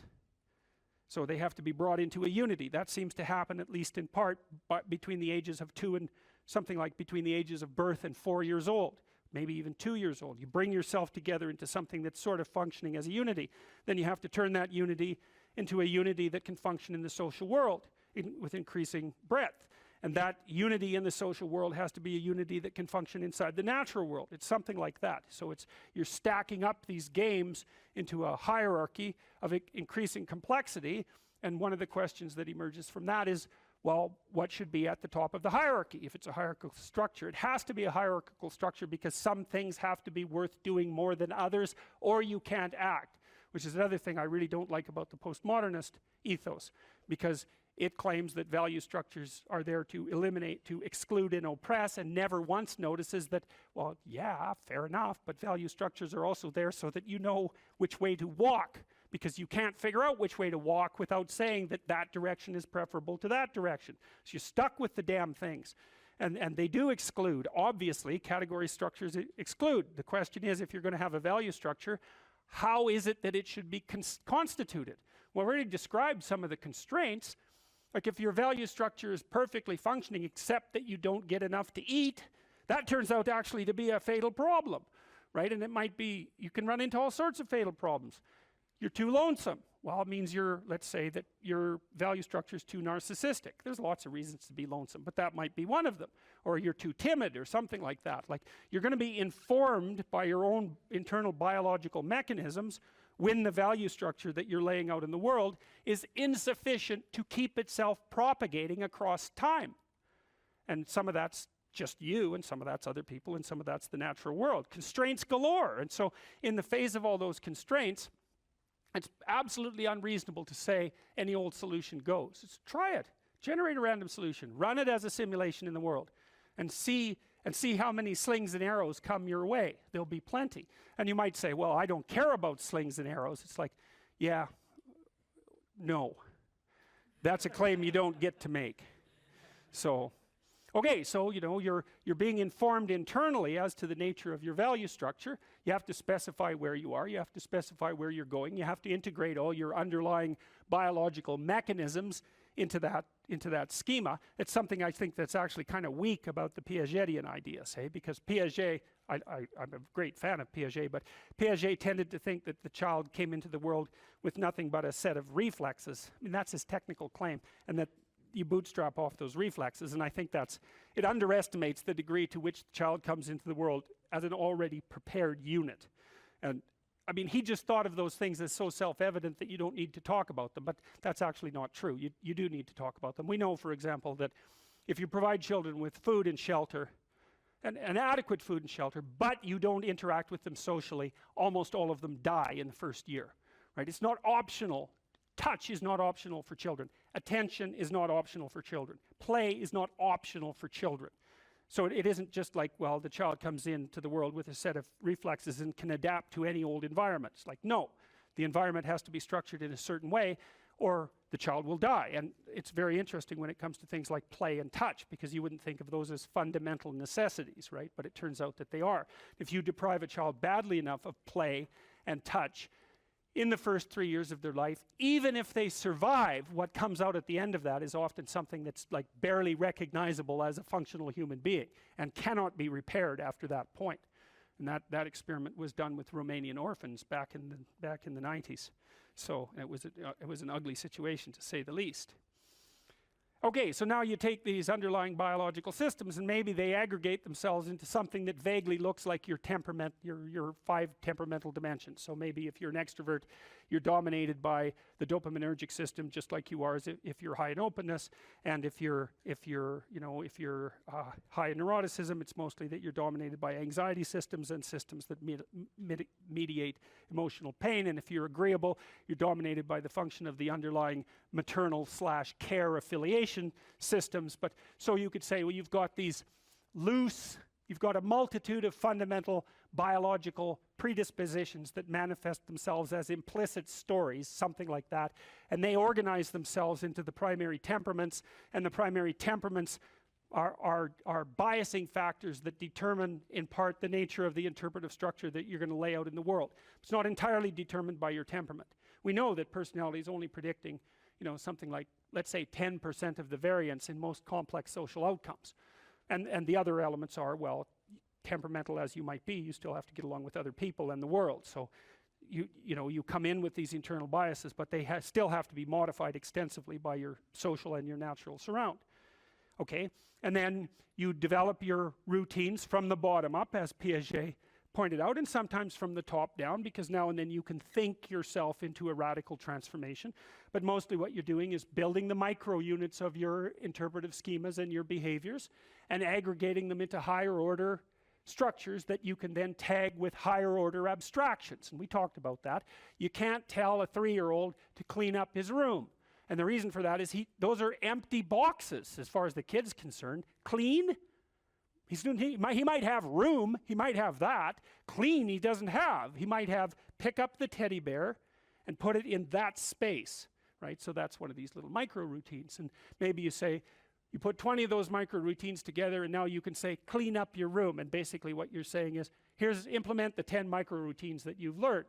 And so a well-functioning personality has all the micro routines in place. That's actually something that you help people with if you're a behavioral therapist, because one of the things you assume if you're a behavioral therapist is that sometimes the reason people aren't doing things is because they don't know how. You know, sometimes maybe the person's depressed but potentially high functioning. They got all the damn micro routines. They're well socialized. They're just dormant. You got to get them awake again and implementing them. But sometimes you get someone in your practice, say, who's just been neglected like you cannot believe, right? The parents never paid any attention to them, or maybe just punished them every time they did something good. That's really fun. And then, you know, they didn't make friends, and so they're really, really vague and poorly articulated. And so then what you do is you work at the bottom of the micro routines and get them to practice building up all these little attributes that they didn't build up. And you know, one of the things you can think about in terms of character development is, so now maybe you understand something about your own personality. You might say, well, what could you do to improve your personality? And the answer is, develop some of the micro routines on the other side of the personality distribution. So if you're disagreeable as hell, maybe you could start learning how to do nice things for people. And that actually works, by the way. So if you take disagreeable people who are depressed and you get them doing nice things for other people, their depression tends to lift. But then by the same token, if you're agreeable, then you should practice doing some things for yourself and being more tough-minded in your negotiations. And so you can sort of place yourself on the personality trait distribution. You know, you're extroverted. It's like, okay, man, learn to spend some time with yourself, right? You're low in openness. Well, try reading a book that's outside of your, you know, your sphere of interest now and then. If you're conscientious, well, you should probably learn how to relax occasionally, and so forth. So you can, I think partly what you're doing as you're developing your personality is not moving the mean much, the average, where, you know, where you're located, but you're extending the standard deviation so that you're a bigger bag of tricks than you were before. And I think you can practice that consciously. It's like, you're hyper orderly. It's, well, get a dog, you know. Dogs are messy, horrible things, you know. It's just what you need if you're hyper orderly, because they're going to leave hair everywhere and force you to live with it. If you're hungry, it's not a deterministic drive. It's a subpersonality that has a goal, and then it has a bunch of action patterns that are going to work in reference to that goal. It has a bunch of perceptions that suit that goal, and it organizes your emotional responses around that goal. And so to think about it as a personality is it's a much more intelligent way to look at it. One of the things about Skinner's rats, you know, Skinner could get rats to do almost everything, and he would reward them with food. And so he had a simple rat model, but his rats were starved down to 75% of their normal body weight. So not only were they not social, gregarious rats like rats are, because they were isolated, they were genetically altered from wild rats, but they also weren't as complex as a real rat because they were starving. And so, but you know, a starving rat is a pretty good model of a rat, and a rat is a pretty good model of a person. But a lot of our models of simple behavioral learning were based on starving, isolated rats. So, anyways, how to think about motivation? We'll think about it from the hypothalamic perspective. So we could say one thing that motivation does is set goals. And we could say that emotions track progress towards goals. And I'm going to use that schema even though it's not exactly right. So you say, well, Motivation determines where you're going to aim. So if you're hungry, you're going to aim at something to eat. And then that will organize your perceptions so that you zero out everything that isn't relevant to that task, which is almost everything. You concentrate on those few things that are going to facilitate your movement forward. When you encounter those things, that produces positive emotion as you move through the world towards your goal, and you see that things are laying themselves out that facilitate your movement forward. Those things cause positive emotion. And if you encounter anything that gets in the way, then that produces negative emotion, and it can be like threat, because you're not supposed to encounter something that gets in the way. It can be anger, so that you move it away. It can be frustration, disappointment, grief. Those would, if you had a response that serious to an obstacle, it would probably punish the little motivated frame right out of existence. You know, so you walk downstairs and, I don't know, the contracting company has set a wrecking ball through your kitchen. It's like, that's going to be disappointing. You're not going to keep eating the peanut butter sandwich in the rubble. That little frame is going to get punished out of existence, and some new goal is going to pop up in its stead. And you know, one of the things we're going to try to sort out is, how do you decide when you've encountered an obstacle that's so big that you should just quit and go do something else? Because that's not obvious. You know, and you can get into counterproductive persistence pretty easily. So we don't know how people solve that problem. It's a really complicated one. So anyways, we're going to work on that scenario. Your hypothalamus pops up micro goals that are directly relevant to biological survival. That produces a frame of reference. So it's not a goal, it's not a drive, and it's not a collection of behaviors. It's a little personality. And the personality has a viewpoint, it has thoughts that go along with it. It has perceptions, it has action tendencies, all of that. You can see this in addiction, most particularly. So one of the things that you find often with people who are alcoholic is they lie all the time. And that's because when they've built a little alcohol-dependent personality inside of themselves, or a big one, maybe it's 90% of their personality, and one of the things that consists of is all the rationalizations that they've used over the years to justify their addiction to themselves and to other people. And so the addiction has a personality, you know, and so when the person is off, or maybe they're addicted to meth or something like that, where, you know, the addiction is more, it's more short-term powerful, than I would say, than an alcohol addiction. They'll say anything, and the words are just tools used to get towards the goal. And if they happen to be deceptive, whatever, it doesn't matter. They're just practical tools to get towards the goal. And then when you get towards the goal and you take a nice shot of meth or something like that, you reinforce all those rationales that you used to get the drug, and then the next time you're even a better deceiver and liar. So, okay, so we're going to say motivations, one way of thinking about it is they set goals, but it's not the right way of thinking about it. They produce a whole framework of interpretation. And so we're going to think about that framework of interpretation. And then emotions emerge inside of that. So that's it. So the world is framed, motivation set goals. You could say the world has to be framed. So motivation sets that frame, goals, emotions, perceptions, and actions. And then actions track progress. So positive emotion says you're moving forward properly towards your goal. And if you encounter something you don't expect, you stop. That's anxiety. It's like, oh, we're not where we thought we were. And so we don't know what to do, so we should stop, because we don't know where we are or what we're doing. Stop, frozen. And then the more powerful negative emotions like pain, they might make you get out of there. So emotions, forward, stop, reverse. That's your emotions within that motivated frame. So, and that's another example of how your mind is embedded in your body. Your emotions are like they're offshoots of action tendencies. That's the right way to think about it, because action is everything fundamentally. So what are some basic motivations? Most of these are regulated by the hypothalamus, by the way, and that tells you just how important a control system it is. The other thing that's useful to know about the hypothalamus is that it has projections going up from it that are like tree trunks, and inhibitory projections coming down that are like grapevines. So you can kind of control your hypothalamus as long as it's not on too much, but if it's on in any serious way, it's like it wins. So partly what you do to stop yourself from falling under the dominion of your hypothalamus is to never ever be anywhere where its action is necessary, right? You don't want to go into a biker bar, because you might find yourself in a situation where panicked defensive aggression is immediately necessary. You probably don't want that. You don't want the panic, you don't want the terror, you don't want the frenzied fight, you don't want any of that. You don't want to have to run away in absolute panic. So you just don't go there. And a huge part of how we regulate our emotions is just by never going anywhere where we have to experience them. And so that has very little to do with internal inhibitory control and everything to do with staying where you belong. So, okay. So, basic motivations. Hunger, thirst, pain. Pain is not regulated by the hypothalamus. That's a different circuit. Anger/aggression. Thermoregulation. Panic and escape.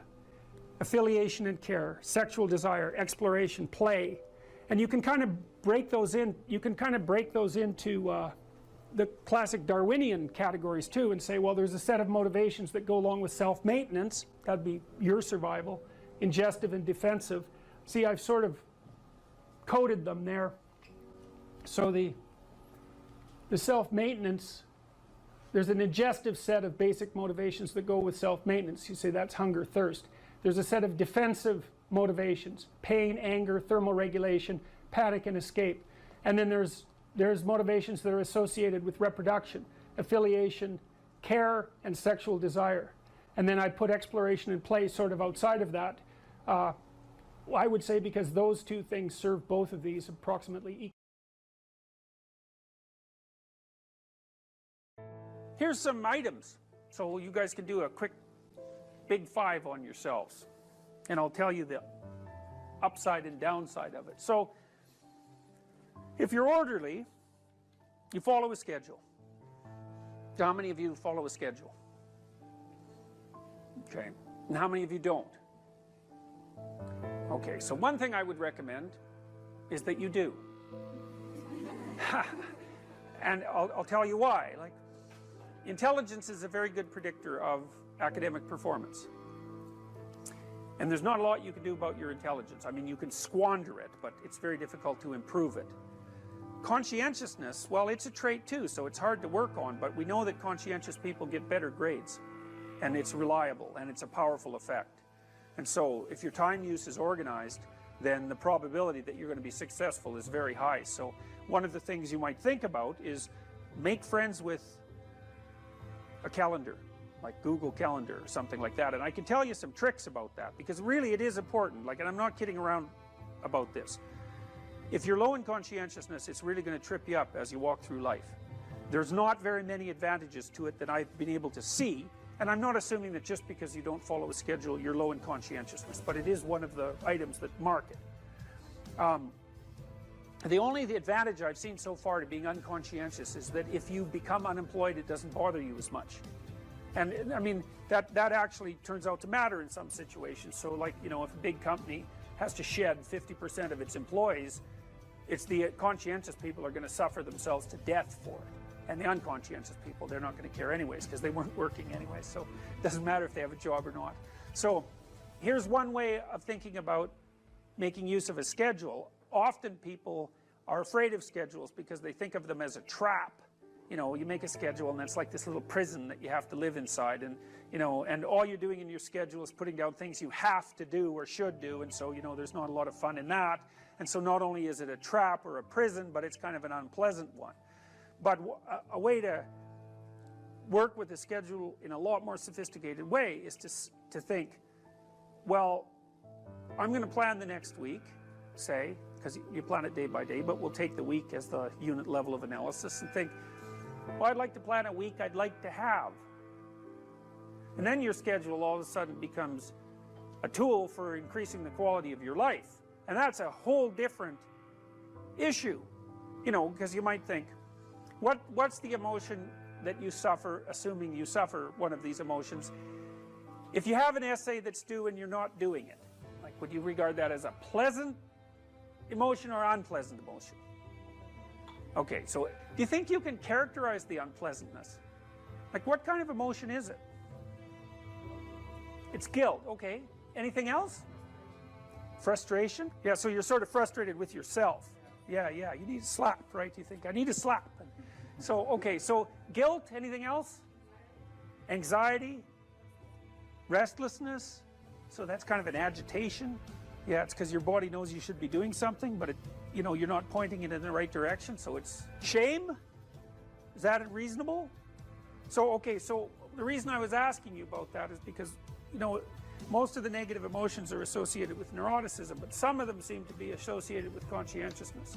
And the conscientious negative emotions seem to be guilt and shame, fundamentally. And so recent research, and really recent, I only got this paper like a week ago, I think it's about 4 months old, seem to indicate that conscientious people feel less guilt, but they're more guilt prone. So if they don't do something, that makes them guilty, but they organize their time so they are doing the things they're supposed to do, so then they don't feel guilty. So anyways, back to the schedule. So, all right, you think about your week and you think about your day, and you think, well, how would you improve the quality of a given day or a given week? Well, one of the ways of improving it is to not put yourself into the situation where there are things hanging over your head that you have to feel guilty and ashamed about, because that's a very unpleasant way of being. And you know, if you have an essay that's due in a week and you're procrastinating, then the fact that you have to do that essay can ruin the whole week. And even when you're doing something that's positive, hypothetically, it's kind of that horrible kind of positive that you experience when you know that you should be doing something else. And so that's when you end up watching YouTube videos about like dancing cats or something like that. You know, and it's at best it's a guilty pleasure. It's not a pleasure at all. You think like, what the hell am I doing watching videos of dancing cats, you know? But then you know that you're procrastinating, and that's low quality, very low quality existence. So if you use your schedule, you can think, okay, well, here's some times that I'm going to do this work. And then you can also sort of ask yourself about that when you're designing your schedule. Because you don't want to design a schedule like you're Adolf Hitler telling yourself what to do, you know, because you're not going to comply with it then. What you have to do if you're going to design a schedule is you have to ask yourself, all right, I'm going to set aside some time to study over the next week or to do this essay or whatever it is. How much time would I actually spend studying? An hour or two a day might be a worthwhile thing to schedule in, and I would say don't schedule in more than that to begin with, because then you'll fail and then you'll stop using the schedule. And so the other thing you want to do is you want to schedule in things that you want to do, and then you want to look at the day or the week and you want to think, hey, that's a week I'd like to have. If I had a week like that, it would be good. You know, I'd be caught up so that all that negative emotion doesn't have to accrue. And I would have done a bunch of things that I'm interested in doing, and at the end of the week I'd be in better shape than I was at the beginning. And if you treat a schedule like that, so that what you're using it is to design the days and weeks that you want to have, instead of using it as this little, you know, jail that you have to put yourself in that you're not going to do anyways, then you can learn to use them. And that's one thing you can do to make yourself more industrious, more conscientious. Follow a schedule. I've told people to learn to use a schedule, and people often hate schedules because they act as their own tyrants, right? They say, well, you have to do this unpleasant thing, and then here's another unpleasant thing you have to do, and then you have to do this unpleasant thing, and you do that for about 3 days, and you think, to hell with this, I'm not doing that, you know, and you fall off the wagon. That isn't what you're supposed to do with a schedule. You're supposed to use it to design the days that you would like to have if you were taking care of yourself. And so some of that is, you know, you wake up in the morning and you think, here's 5 things I have to do that if I don't do, my life will be worse. It's like paying bills, for example, or taking out the garbage. It's like you have to do those because otherwise things degenerate. So you got to put some of those in the schedule, because otherwise tomorrow is worse than today, and that's a bad trajectory. But you also want to build in things, you know, you got to act in some sense like you're dealing with a relatively recalcitrant 9-year-old. It's like, so, well, here's some things you have to do, but here's some things that if you do, you could reward yourself with. And if you get the balance there between obligation and reward right, then you'll find that you're motivated to do the things. And that's what you want to do. You want to do that so it's sustainable across days and weeks and months. And so you got to treat yourself like a good boss would treat a valued employee, and not like a tyrant would treat a slave, because the slave will rebel. And, you know, people say, well, I don't follow through on my plans. It's like, well, A, they're probably not very well formulated, and maybe you're doing them because of an external moral obligation or something. They're not really your plans, right? And B, you're acting like a tyrant and a slave, and that's a bad relationship to have with yourself. Treat other people as you would like to be treated. It works both ways. You also treat yourself like you treat other people properly. So that's a necessary thing, and often people don't do that. But the scheduling is really important.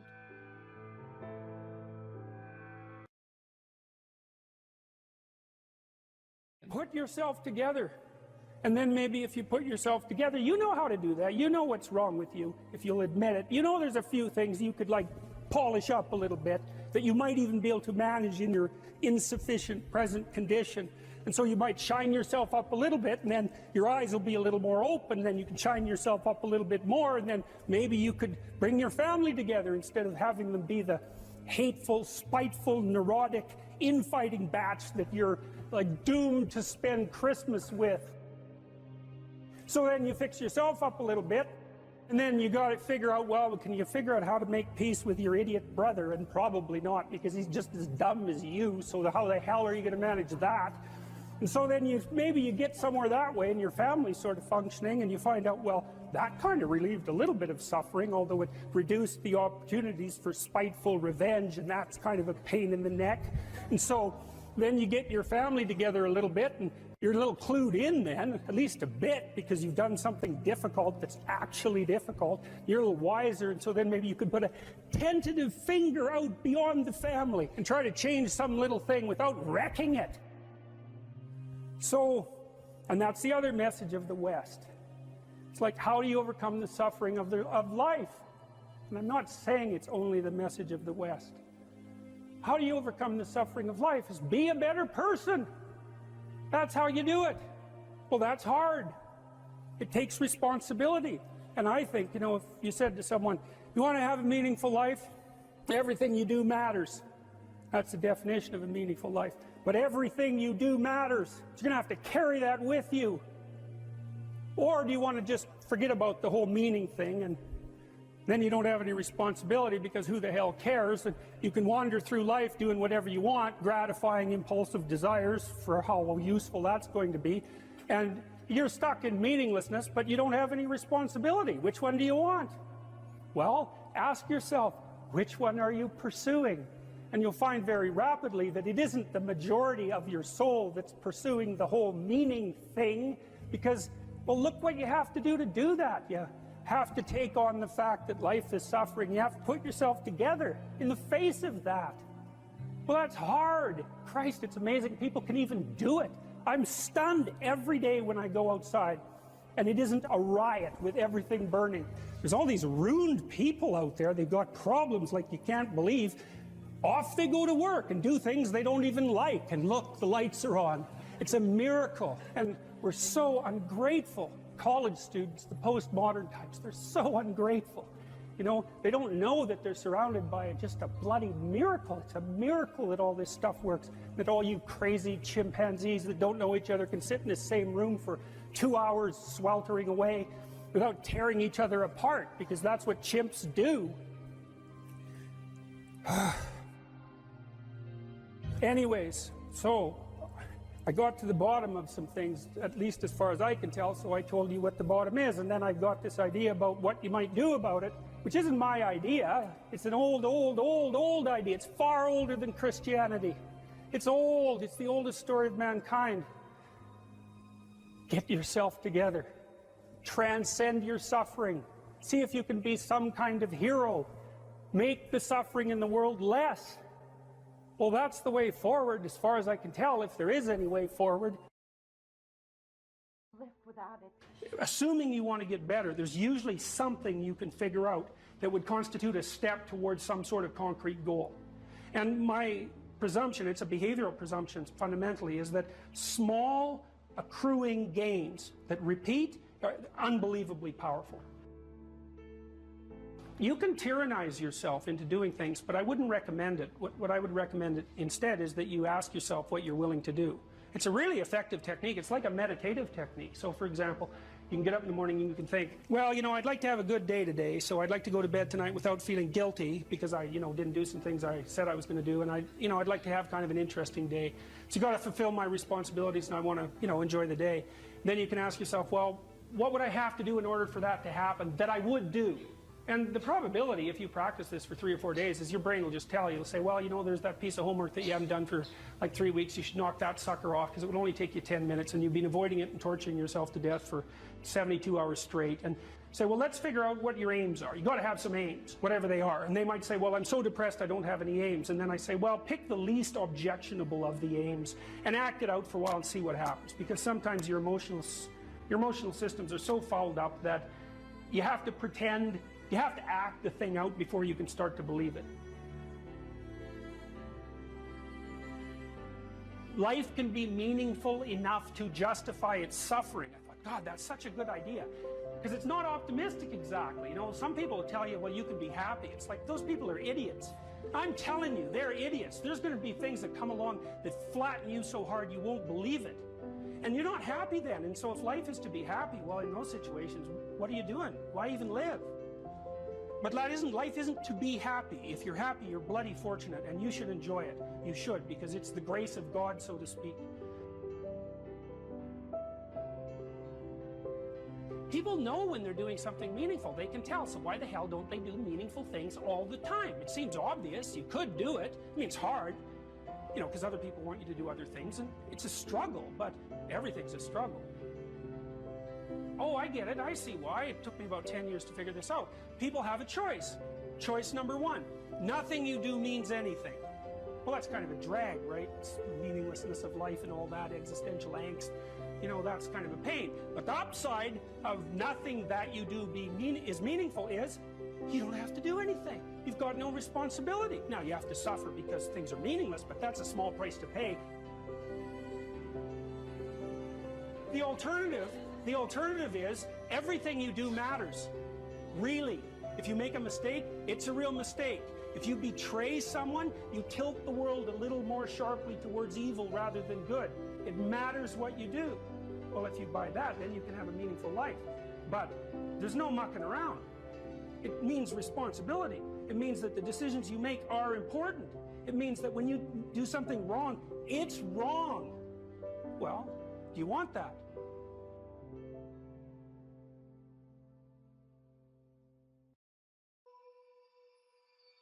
We should make a very clear distinction here that often when people are embittered and resentful and feel like they're victims, it's because really awful things have happened to them. Now, not always, but often.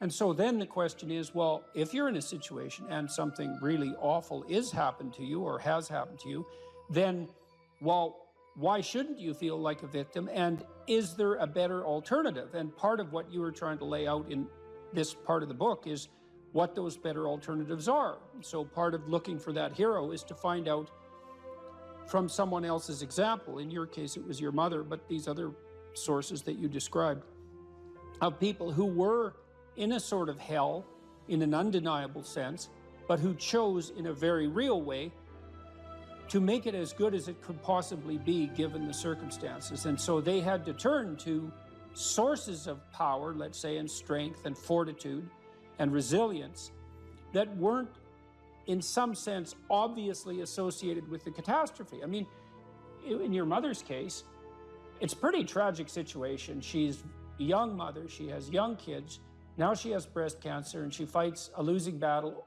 over a period of 5 years. That's pretty bad.